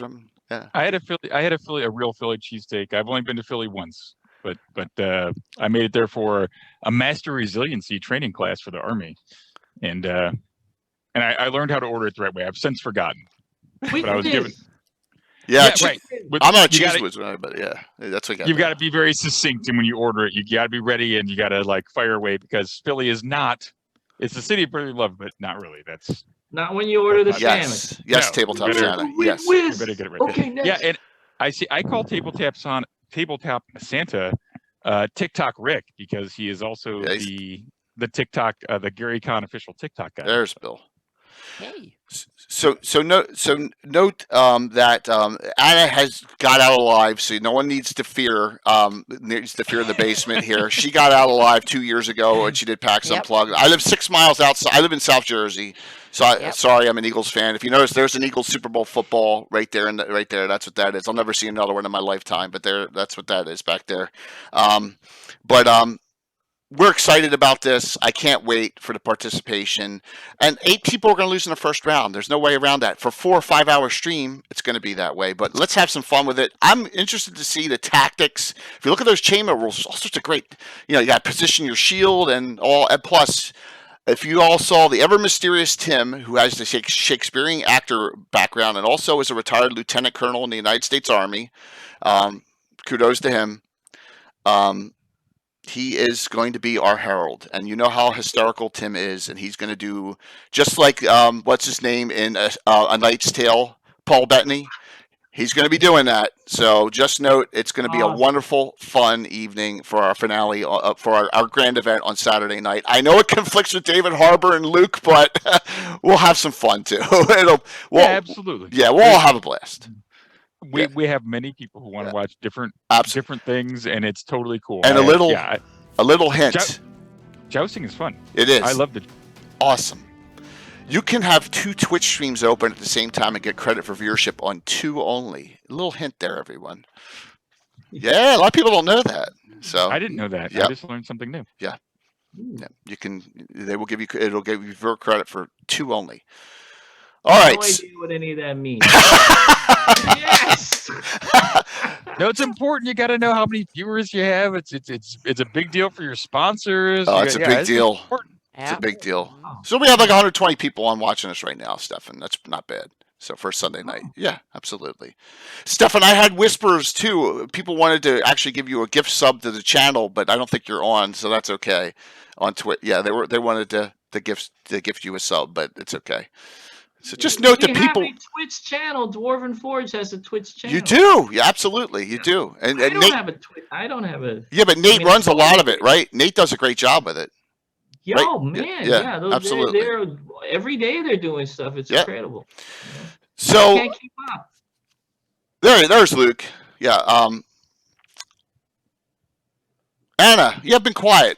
Come on, give me some comments. Listening and just had a blast listening to all the cool stuff that is coming up and I just might say again what Luke said, that meaning we're happy the pandemic is good, that the pandemic is now when we actually have the technology to not only survive but in some ways actually thrive despite the pandemic. So it's kind of it's a great time to actually be isolated compared to back in the day, because now you can actually play online and have a lot of fun doing it, and even playing with miniatures and stuff like that thanks to webcams and rolling dice and stuff. So it's kind of it's a wonderful time. So I'm just so glad that Luke and Stefan and Jay and a whole bunch of others can really kind of put in all the effort doing it. So and I'm working hard. Right now I'm sitting doodling in Photoshop while we're talking here too. So I can get stuff ready for my presentation and stuff. So there is a lot of goodies coming. So yeah. So Anna's show is a little exception, unfortunately, because because the scheduling quirk and conflict, and we couldn't overlap. It's the one stream that actually doesn't fit in the Gary Con Greyhawk channel, unfortunately. Yeah, there was no room. There was no. So I am hosting it, and then I'm going to raid into Carlos's 9 game on that Friday night, right when we're done. So trust me, that whole audience will be coming over to Carlos's game. And once again, you can have 2 things open at once, everyone. So note that you can be at both places at the same time, which is rare in real life. You can watch it afterwards too. Absolutely. That's one of the benefits of this, that the information is there again. So 6 p.m. Central, 7 p.m. Eastern. The campaign and maps of Anna B. Meyer. It's always a massive, massive audience, and note that will be a wonderful show, and that'll be one of the 2 main, that and then Carlos's game are the 2 main things we have going on Friday night in those prime slots. And I can tell you that there will be some snippets of the new generation of Greyhawk maps, because when you worked on something for 20 years and you feel like you're done, what you do, you start all over again. That's great. That's basically what I've done. So I started over again. So now I'm going to present a little bit what the technology of today, what kind of campaign maps you can do. And it's not only the maps, it's how you use the maps that could be very, very different, because it can be your map, not just me done a map and you have to accept what it looks like. You can actually go in and change it in very different levels. And that's the kind of cool thing. So there will be a whole bunch of tools coming in the future, meaning GIS, game engines, Photoshop, and a whole bunch of stuff that you can actually go in and change things So there will be, if you're a little bit inclined to want to say, I want to have a forest here, I want to have roads there, or I have a demonic invasion and I want to, this patch is all blackened out and stuff like that. I'm gonna Meaning, put my castle on that hill. yes, yeah. Okay. There's a whole bunch of yeah. stuff like that. So the new generation of maps is made to be used with future technology, so to speak. So it's basically a whole bunch of different geographic data and stuff that you can use in PDFs as a flat image. You can use it in geographical information system, and kind of most interesting cool things, game engines going forward. And that opens up whole new possibilities of maps. So meaning all the maps we have been static. Now we want to have maps in the future that can be changed, that you as a DM, you can go in and make your version of the map, just like you can have house rules or you can change things in your own campaign. That's the cool idea, so to speak. So digital tools makes that possible. So yeah. Just have a lot of hard drive space. Oh yeah, you Wow. have to have hard drive space. And the Yeah. entry level for doing that has been very, very high. Meaning you have to spend hundreds of hours figuring out how to use a very, very difficult software. That is changing. That is changing. So in 10 years, every DM who, if you can read through the rule system and look at them and use fantasy grounds or use miniatures and kind of figure it out, you can use tools for mapping because they're getting much, much easier to use, so to speak. So I'm going to present the first embryo on how to do that, so to speak. So it's the data, because this is a long-term project. It will take me 10 years to do Greyhawk or do the Flannies and other continents and stuff. But the technology is here. So I'm going to give the first kind of good peek into what the future type of campaign mapping can be. That's like must-see TV. It is. It is. It is. It Think is about must-see it. I mean, TV. Yep. I mean, just think about it. You could have battlefields. So Yeah. there's Oh, a yeah. battlefield that you stumble upon, and what are you going to Yep. find there? Mhm. You could build the keeps that you're talking about. So your players Yep. have built new keeps. Mhm. You could have weather patterns and storms yeah. that destroyed an area. Climate maps and stuff. Yeah. You could All draw, sorts you of could crazy stuff. Yeah. draw the And map. yeah. You could put your castle, Mhm. and then you could build it with my terrain. Yes. Oh, Absolutely. Yes, you could. Yep. You Yes, you definitely. could. And the cool thing is, if you look at Darlene maps and stuff, the hex, the basic information unit there was 30 miles across. And then was. the current Greyhawk map I have is 1 mile per pixel. Now we're talking 5 feet per pixel. That's the resolution. Yes. Look, it's That's crazy. ridiculous. Meaning That's- mapping the yeah. whole world in 5 feet. Now that's Google Earth Yeah. resolution. almost. Google. Yeah, 5 that's feet per Earth. pixel. Yeah. That's insane. Yep. That's So- insane so- because you're essentially, I mean, really, you're getting, Yeah, like you said, it's real world it's a detail. visual representation of the world, 5 feet per pixel. So you can almost make a battle map out of it. I'm testing that for my campaign right now, and I'm actually just taking the image, put it in Fantasy Grounds, and run Overland Adventure straight on it. So you can actually do the whole way. And when they stop and have a night rest, you can say, oh, that's the little opening in the trees they're sitting, and you can actually tag and say that the orc lair that is like 2 miles away, you can have the whole area mapped out. Meaning you Can we? yeah. Can we have little monsters walking around like? yeah, Oh, that look is at 10 that years over away. there. That That's is 10. 10 years away. But yeah. There's a You troll guys- coming out of the forest. Look out! Yeah, but and this is something now I'm spilling some of the beans, but the cool essential thing is that since that is information that is basically saying that area is grass, that is like a pine forest, that's marshland, you can import that into a game engine, and soon the game engine can present Skyrim level terrain, so to speak, Yep. over a whole planet in theory, so to speak. Yeah, and I'm thinking if you guys are familiar with like Sirenscape and the layers and the way they kind of like randomize Yep. stuff, there's no reason you couldn't have stuff pop up that Yep. would surprise the DM. Like, hey, hey, we're saying there should Yeah. be a And- troll here. You yeah, know, and do you you want can- this you troll can- to pop up? Okay, Yeah. yeah.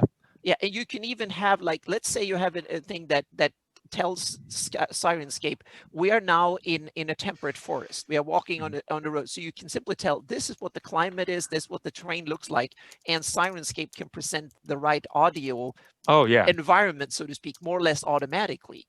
And you might even have your monster generation or whatever, Yep. come up as a suggestion. Hey, this is Yep. what we suggest. You can We tie suggest in. we suggest nothing, or we suggest A hill giant. Mhm. Okay, yeah, let's go with the You have suggestion. like inclement weather. Exactly. God, You there's can, a storm all coming sorts in. of stuff, meaning that the sky is the limit. You can tie things together. And if you have what in computer language called API, meaning a application kind of interface between applications. So you can have a campaign, meaning you can have written a campaign map, so to speak, that is interactive, that you can simply say that the party is here, this is what the plays look like. And then you can simply give the fantasy grounds or the Sirenscape or whatever the data in order to generate what the actual little locale looks like. But important is, since it's basically data, it can be altered, meaning I need a forest here. You can simply go in and say, oh, this needs to be a forest because I want a forest for my story, or I don't want a forest. You can remove part of it and say that the demon kind of blasted this square mile and it's a crater or whatever. So there is possibilities to change things because it's basically data driven. So you can do a lot of interesting stuff with it. Yep. I think Grendel's Wolf Lair said DMs may be out of a job. Yes, to a certain extent, but I agree with you. I still think there's the human interaction that's very important. You're gonna select and tailor what makes sense for your group and give it personality. Exactly, and tell the story. These are tools to be able to tell the story, to visualize your and eventually will be meaning I want a game world that looks like this, and my story needs this sandboxy world to be in, so to speak. And then you can kind of generate. That's the ultimate goal. 20 years, you can simply say, I want these hills to look like that. But now I'm babbling. So I see you have a familiar behind you. The creature behind you. That's Minnie, my 19-year-old. She's the 19 blink year old. dog. Yes. Well, she's blind and deaf, but she's still eating treats all the time. Okay, well that's good. At least she gets treats, so that's good. Oh yeah. What kind of dog is she? She's a Chihuahua Terrier, so she's barky and scared as a Chihuahua and stubborn as a Terrier. Oh, great! Perfect combo. Yep. So there we go. Couple quick shout outs here. So we have some new DMs to the community, and I know Kayla, you're on, and so on Thursday night, Heir Apparent, the second stream right after Mike Disney. And so Kayla, I know you're watching. I know it's the first time you're DMing a Greyhawk stream, and the channel is Time Lord's Wife. Pretty cool name, but she has, and her event is full. It'll be on Twitch, and it's going to be some progeny of gods in Greyhawk running around on a certain mission. It'll be pretty cool. So that's 10 a.m. Central. The first RPG. Mike has got his Greyhawk miniature painting session before that. Check that out. Fabled 42's Terror Between Worlds is that night too. And Chris Solo's one is he's got this group of wizards, and they all are from his campaign, and they get caught in one of those rifts, and they actually end up. I'm not sure if it's Iron Gate or Greyhawk, but at the college there. That's going to be another neat adventure too. And if you see Against the Giants, Armin is in New Zealand. He's a U.S. citizen, but now I think he's married to a New Zealander, so he lives there. And so he's going to be our late night guy 2 of the nights, and Imperator's Reject's going to be the late night guy on Saturday night, running those middle of the night adventures. So just note, we got a lot of new and interesting people that are really stepping up. And also on Friday, Stella Luna has filled a spot, and you saw her Rise of the Serpent. It has to do with Charybdis, Charybdis is a real baddie in White Plume Mountain. So note that Stella is running Rise of the Serpent at noon on Central, and followed by the 9 on that other on Friday night. Someone asked about talk shows. Big ones. Thursday night we have a DM's roundtable. It's mostly Stephen Chenault from Troller Games, Jason Vey, Time Lord's Wife Kayla, Chuck. Hopefully you're okay, Chuck, and William Henry Dvorak, who's been on every one from Wicked Studios, along with Anna and I. It'll be a 2-hour talk, and we'll do a roundtable on issues that you come up with as a DM, and that is Thursday night's event, and then we'll go right into Fable 42 from there. So if you're looking for non-RPG, look for talk like tonight, that is a good one to have as well. And one more I want to shout out, and that is. Let me just throw this up, and that is the Ask the Experts. And there you go. Eric Mona, Gary Julian, Alan Grohe, Eric Boyd, Dennis Malden, Tetro, and what a monster cast that'll be. You can ask them. Who are those? Who are those guys? You know something about Greyhawks? A little bit. Yeah, that's okay. Sorry. Yes, that'll be. You can ask him any question you want to know about the world of Greyhawk, and any other things you may want to know about them. Anna's playing in one game I haven't even talked about, and this is most anticipated, and it's Saturday morning. How could I forget? Our crazy DM, the ever mysterious Tim, 8 o'clock Saturday morning. His Barbarian campaign. Carlos Lysing plays in it, so you know how good Tim is if Carlos is playing. Along with Anna, William Henry Dvorak, and 4 others. Dark Hand, Hedge Strike. I'm producing it, and so it'll be a wonderful game. And you know it's full of death and destruction if Tim, the ever mysterious Tim, is DMing it. So note that that's another big event to take a look at in that Saturday morning. Plus, before that's the Blue Box Talk Fraley that Tim will be on. So Tim's going to be up at Tim gets up at 4 o'clock every morning. He's crazy as it is. So yeah, what a full pack, full days. I don't want to keep you all too long. We've almost hit the 2-hour mark already.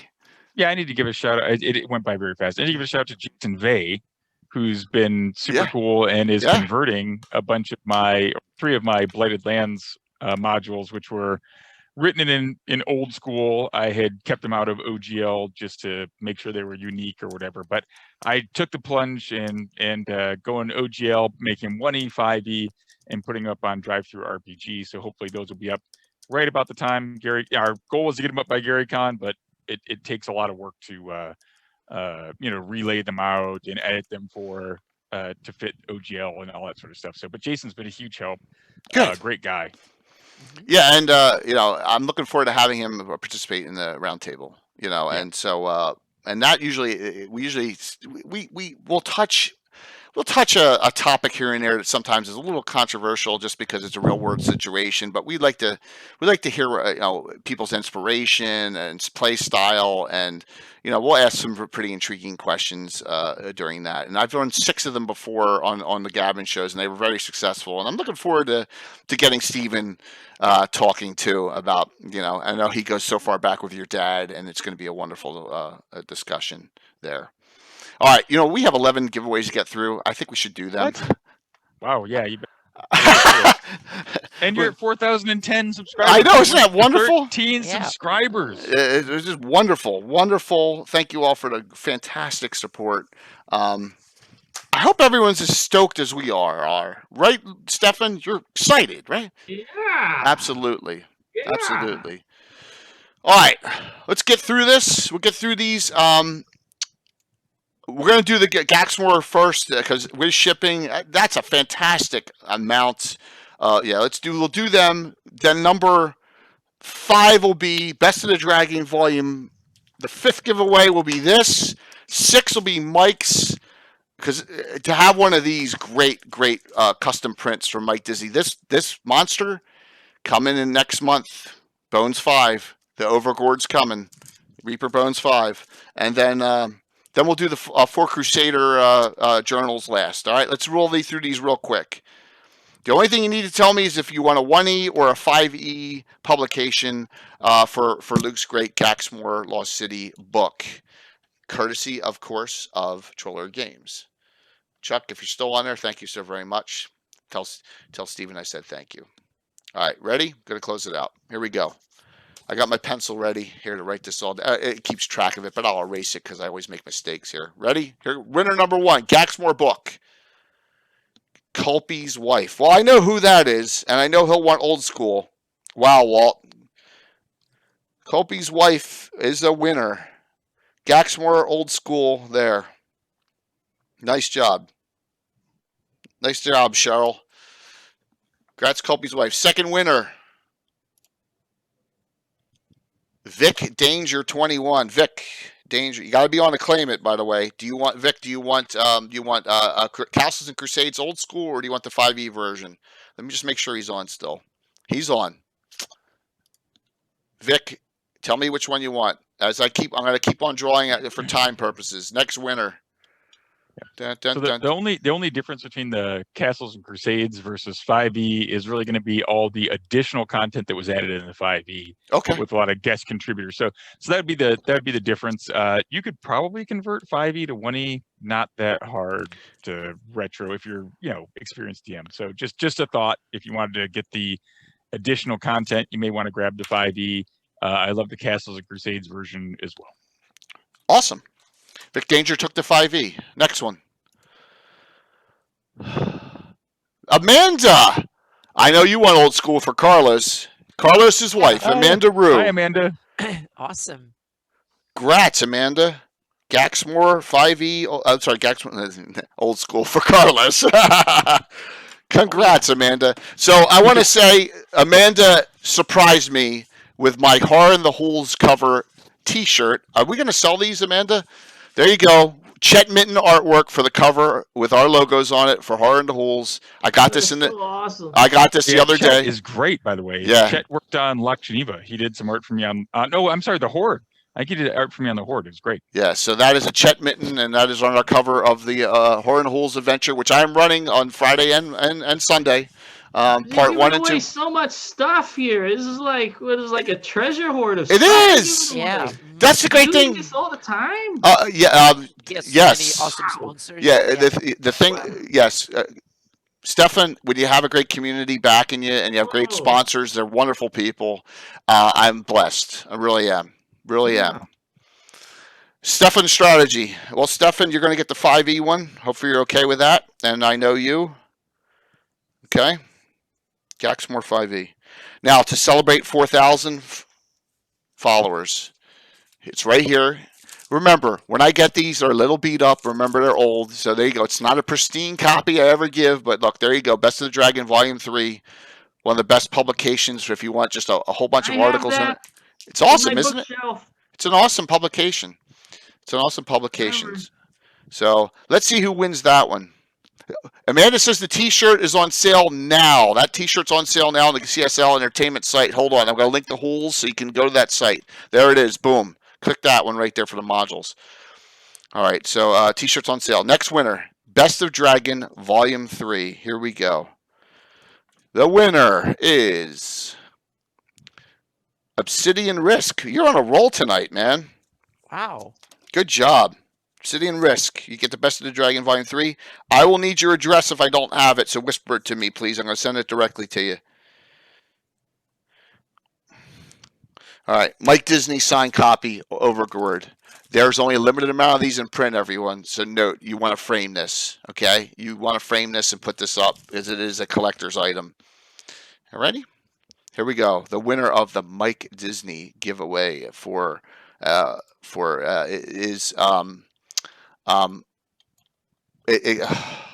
closed out again. I don't freaking believe it.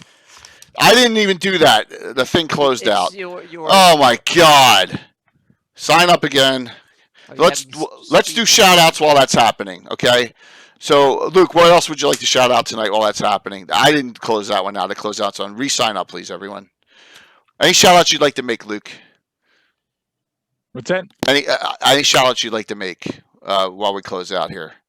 Yeah, I saw Boffrin posting about the Gary Con YouTube, so it's in the chat there. Go ahead and like that. I actually clicked on it myself to make sure I was subscribed to my own YouTube, because sometimes I forget to do stuff like that. I am subscribed, so I was on the ball, and I had an adorable picture. I had clicked on a game. I had an adorable picture of my daughters from a year ago up on the screen, which is why I was a little distracted. So I apologize for that. No, yeah, it's okay. Awesome. Yeah. We're all. Yeah. Look, So my shout out would be to me for making such adorable daughters. I guess I don't know. That'd be my shout out. Awesome. I'm kidding. No, it's great. My shout out is I guess everybody who submitted all those games, the GMs. I want to shout out to the GMs who are running events at GaryCon. Thank you. Without our very generous GMs giving their time to share their favorite adventures, to craft them, to run them, to make fun for other people, we wouldn't have conventions at all. So thank you to everybody who's running a game at GaryCon. We couldn't do it without you, and thank you. And thank you, Luke. Really appreciate that.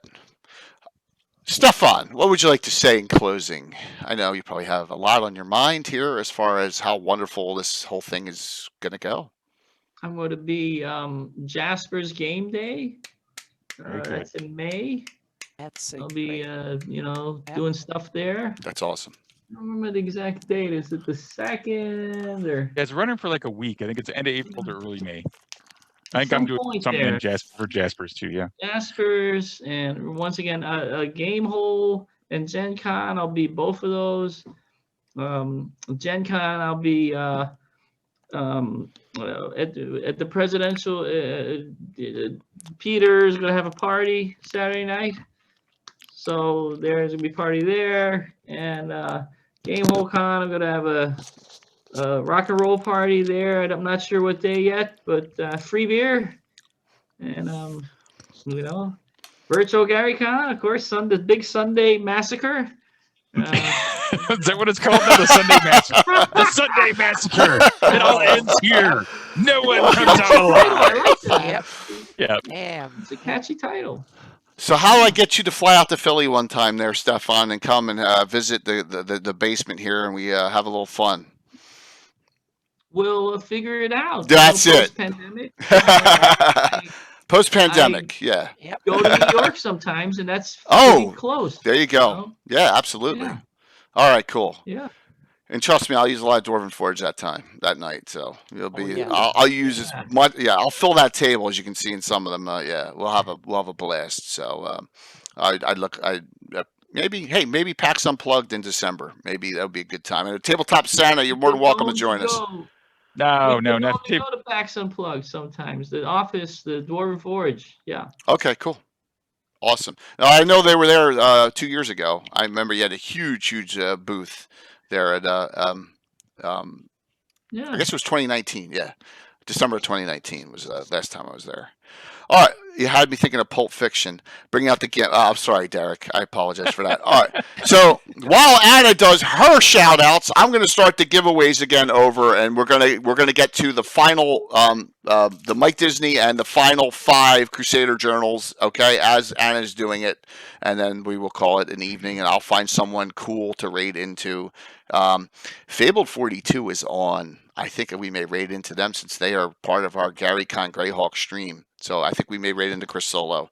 So go ahead, Anna. What do you got? What's on your mind? Oh, tell Luke and Stefan about your game and how you torture your players.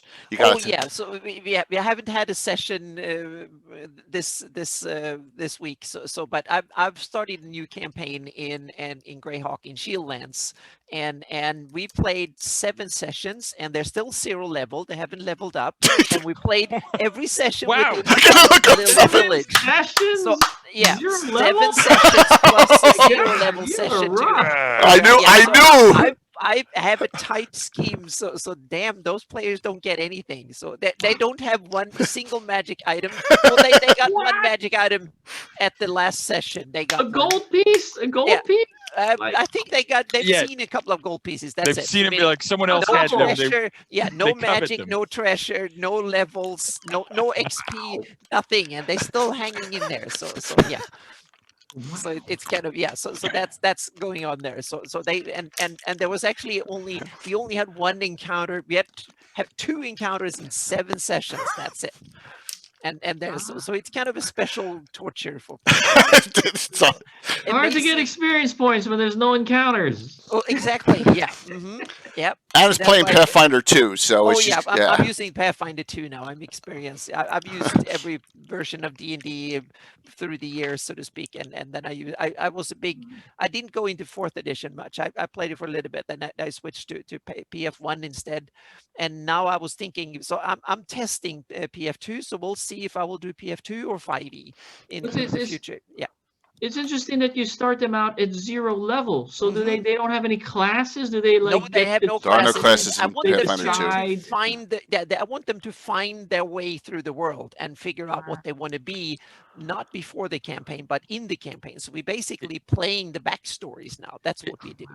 Have you tried the All Classics? Wow.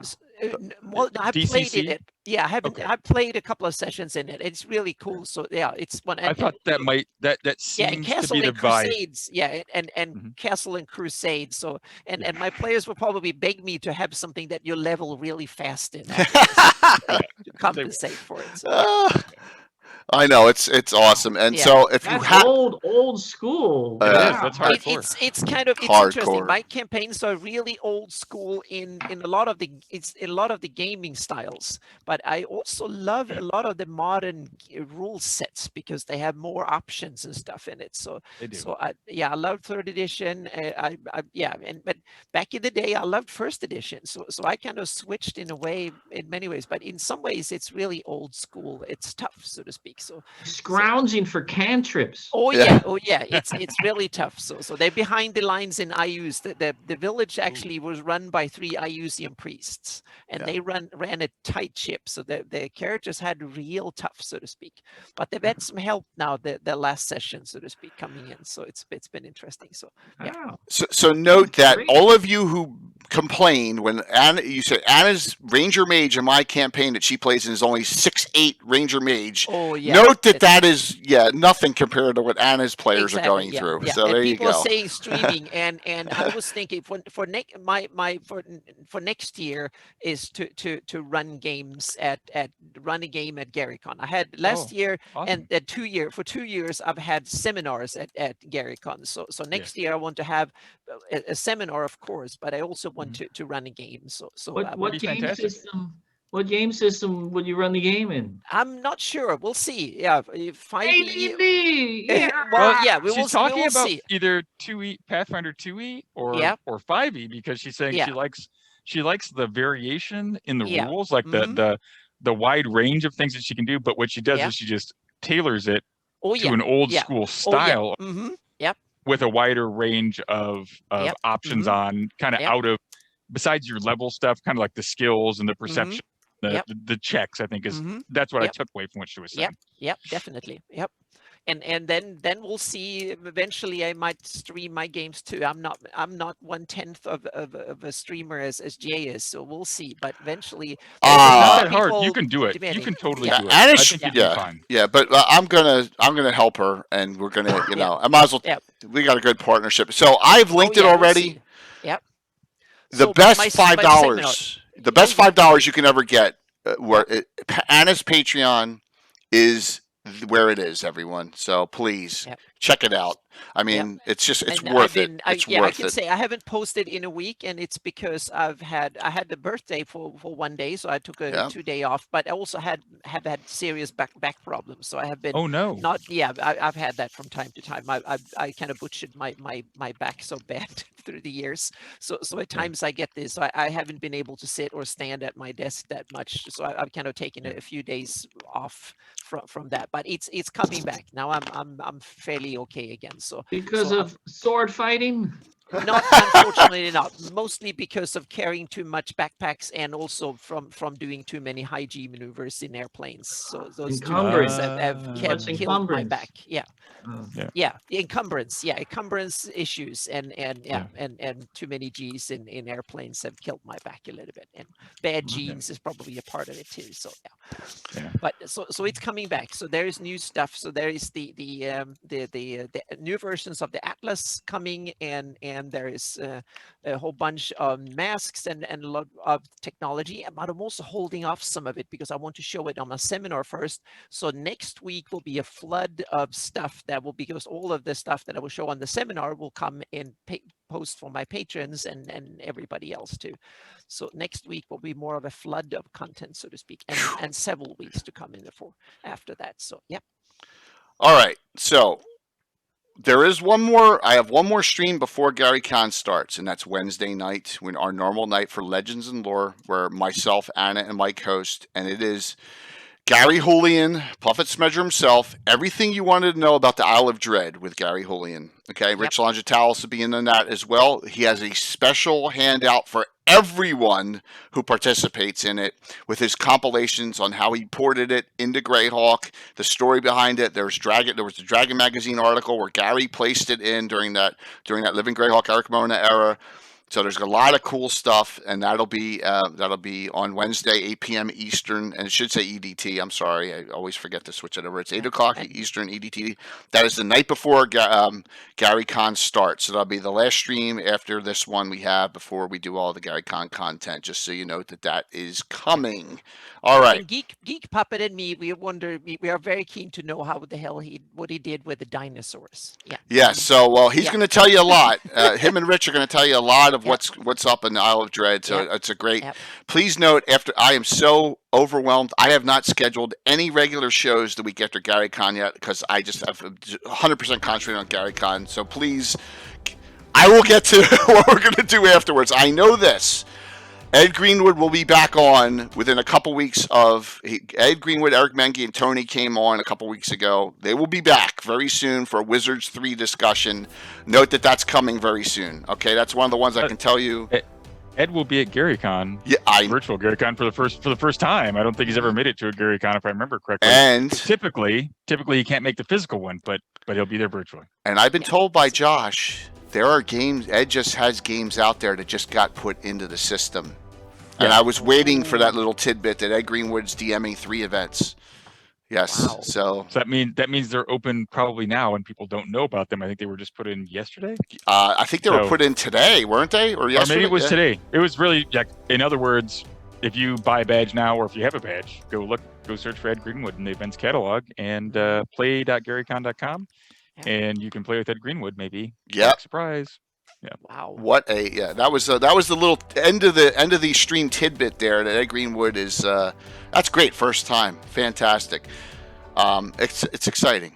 Absolutely exciting. John, Blue Box. That here at Gabbin.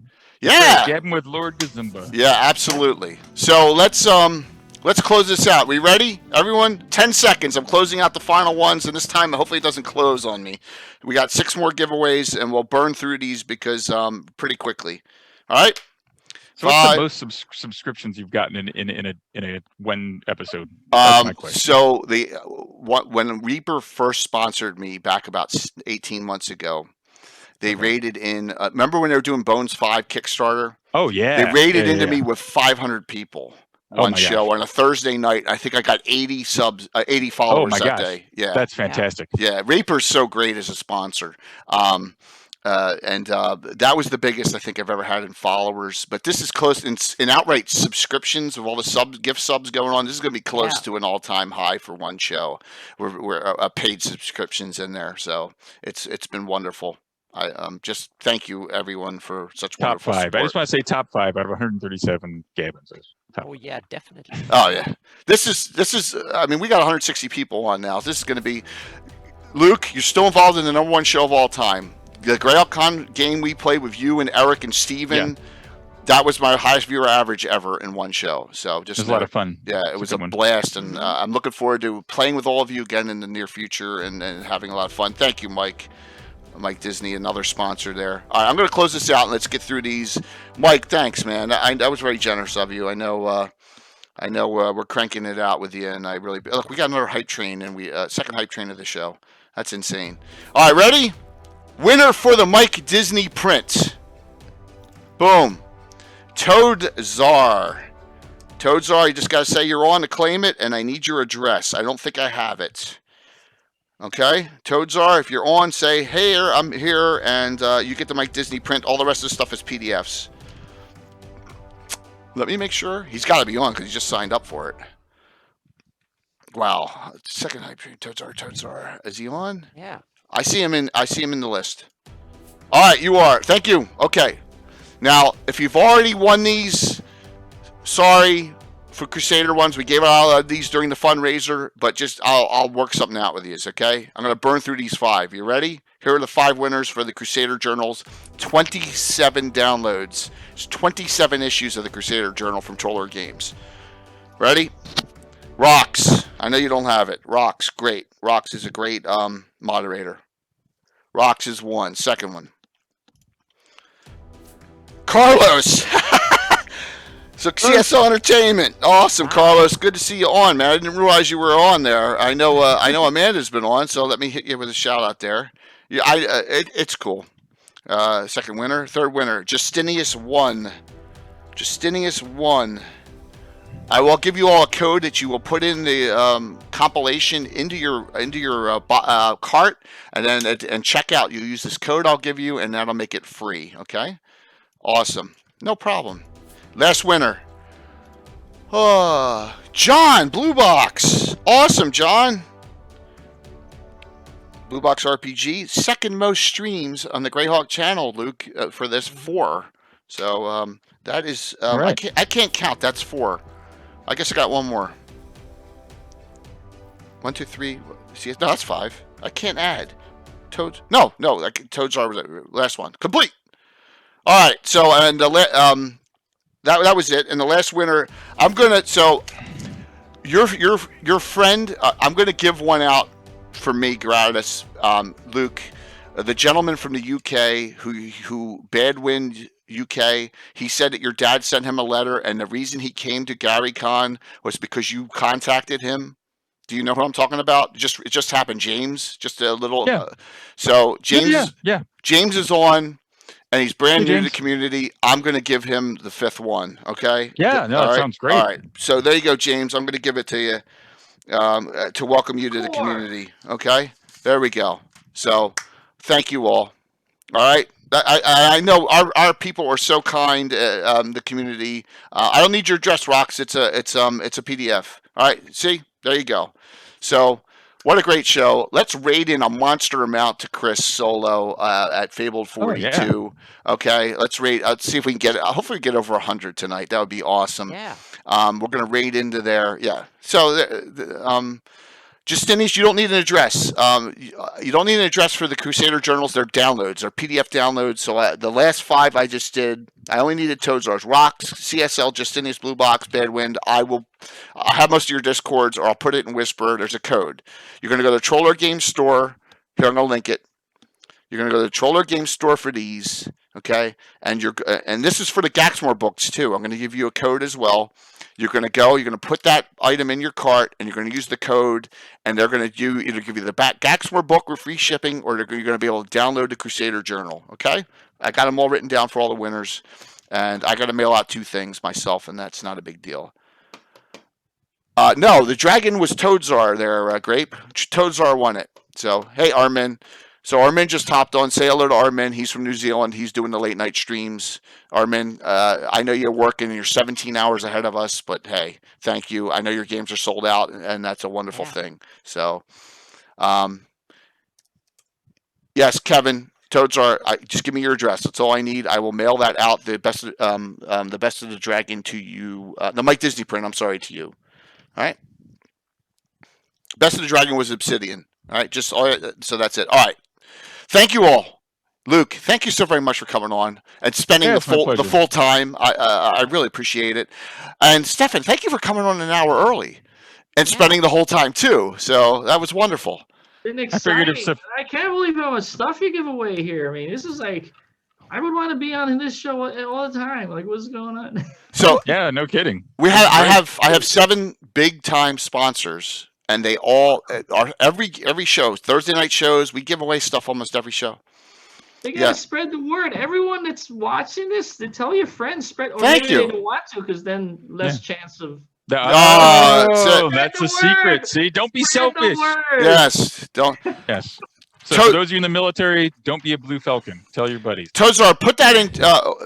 Oh man, Toadzar, I'm trying to. You gave it's okay. I'm trying to get your. I need your. I'm trying to get it. I'm trying to zip it in.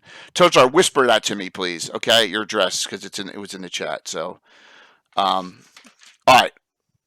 Now does Jay hit a right or wrong button? We'll see. Thank you all. See you all in a couple days, Thursday morning, for some great content. Reach out to me if you have any questions about any of the events, or you need help with something. Reach out to Josh Pop, Zarathon. Reach out to Balfrin. Reach out to Grape Ape. Reach out to the whole tech team that's on the GaryCon Discord. Okay, they're wonderful people. They will help you if you have any questions. And let's have some fun. All right, let's have a great time. Hang out there for 1 sec, guys. And Jay's hitting the right button. You hit the right button. Yeah, you're out. Awesome. Oh, my pleasure, Mac. Thanks for staying up late. No, Rox, just whisper me. I got to get Toadzar's address here. All right, setting up the raid. Hang in there, please. Let's raid into Chris Solo with a huge number. Are we still live? All right, they can still hear us. Our shtick is to talk over stuff. Yeah. Okay. Yeah, you can keep on talking. Yeah. So no cursing. Exactly. No, I'm just kidding. avoiding But it. glad I wasn't like that. Luke, that the dingbat. Yeah. 80. Hard on Sunday. 5, Signal's going down. 4, 3, 2, 1. See you Wednesday night. Oh man. All right, we're all. Let me exit it out here. Let's go into Chris Solo. We're rating him with 84 people. That's pretty good. Yeah. Not bad at all. No, it's not bad at all. All right, let me hit this button here, Jay. Hit the right button. Go to this and exit out broadcast.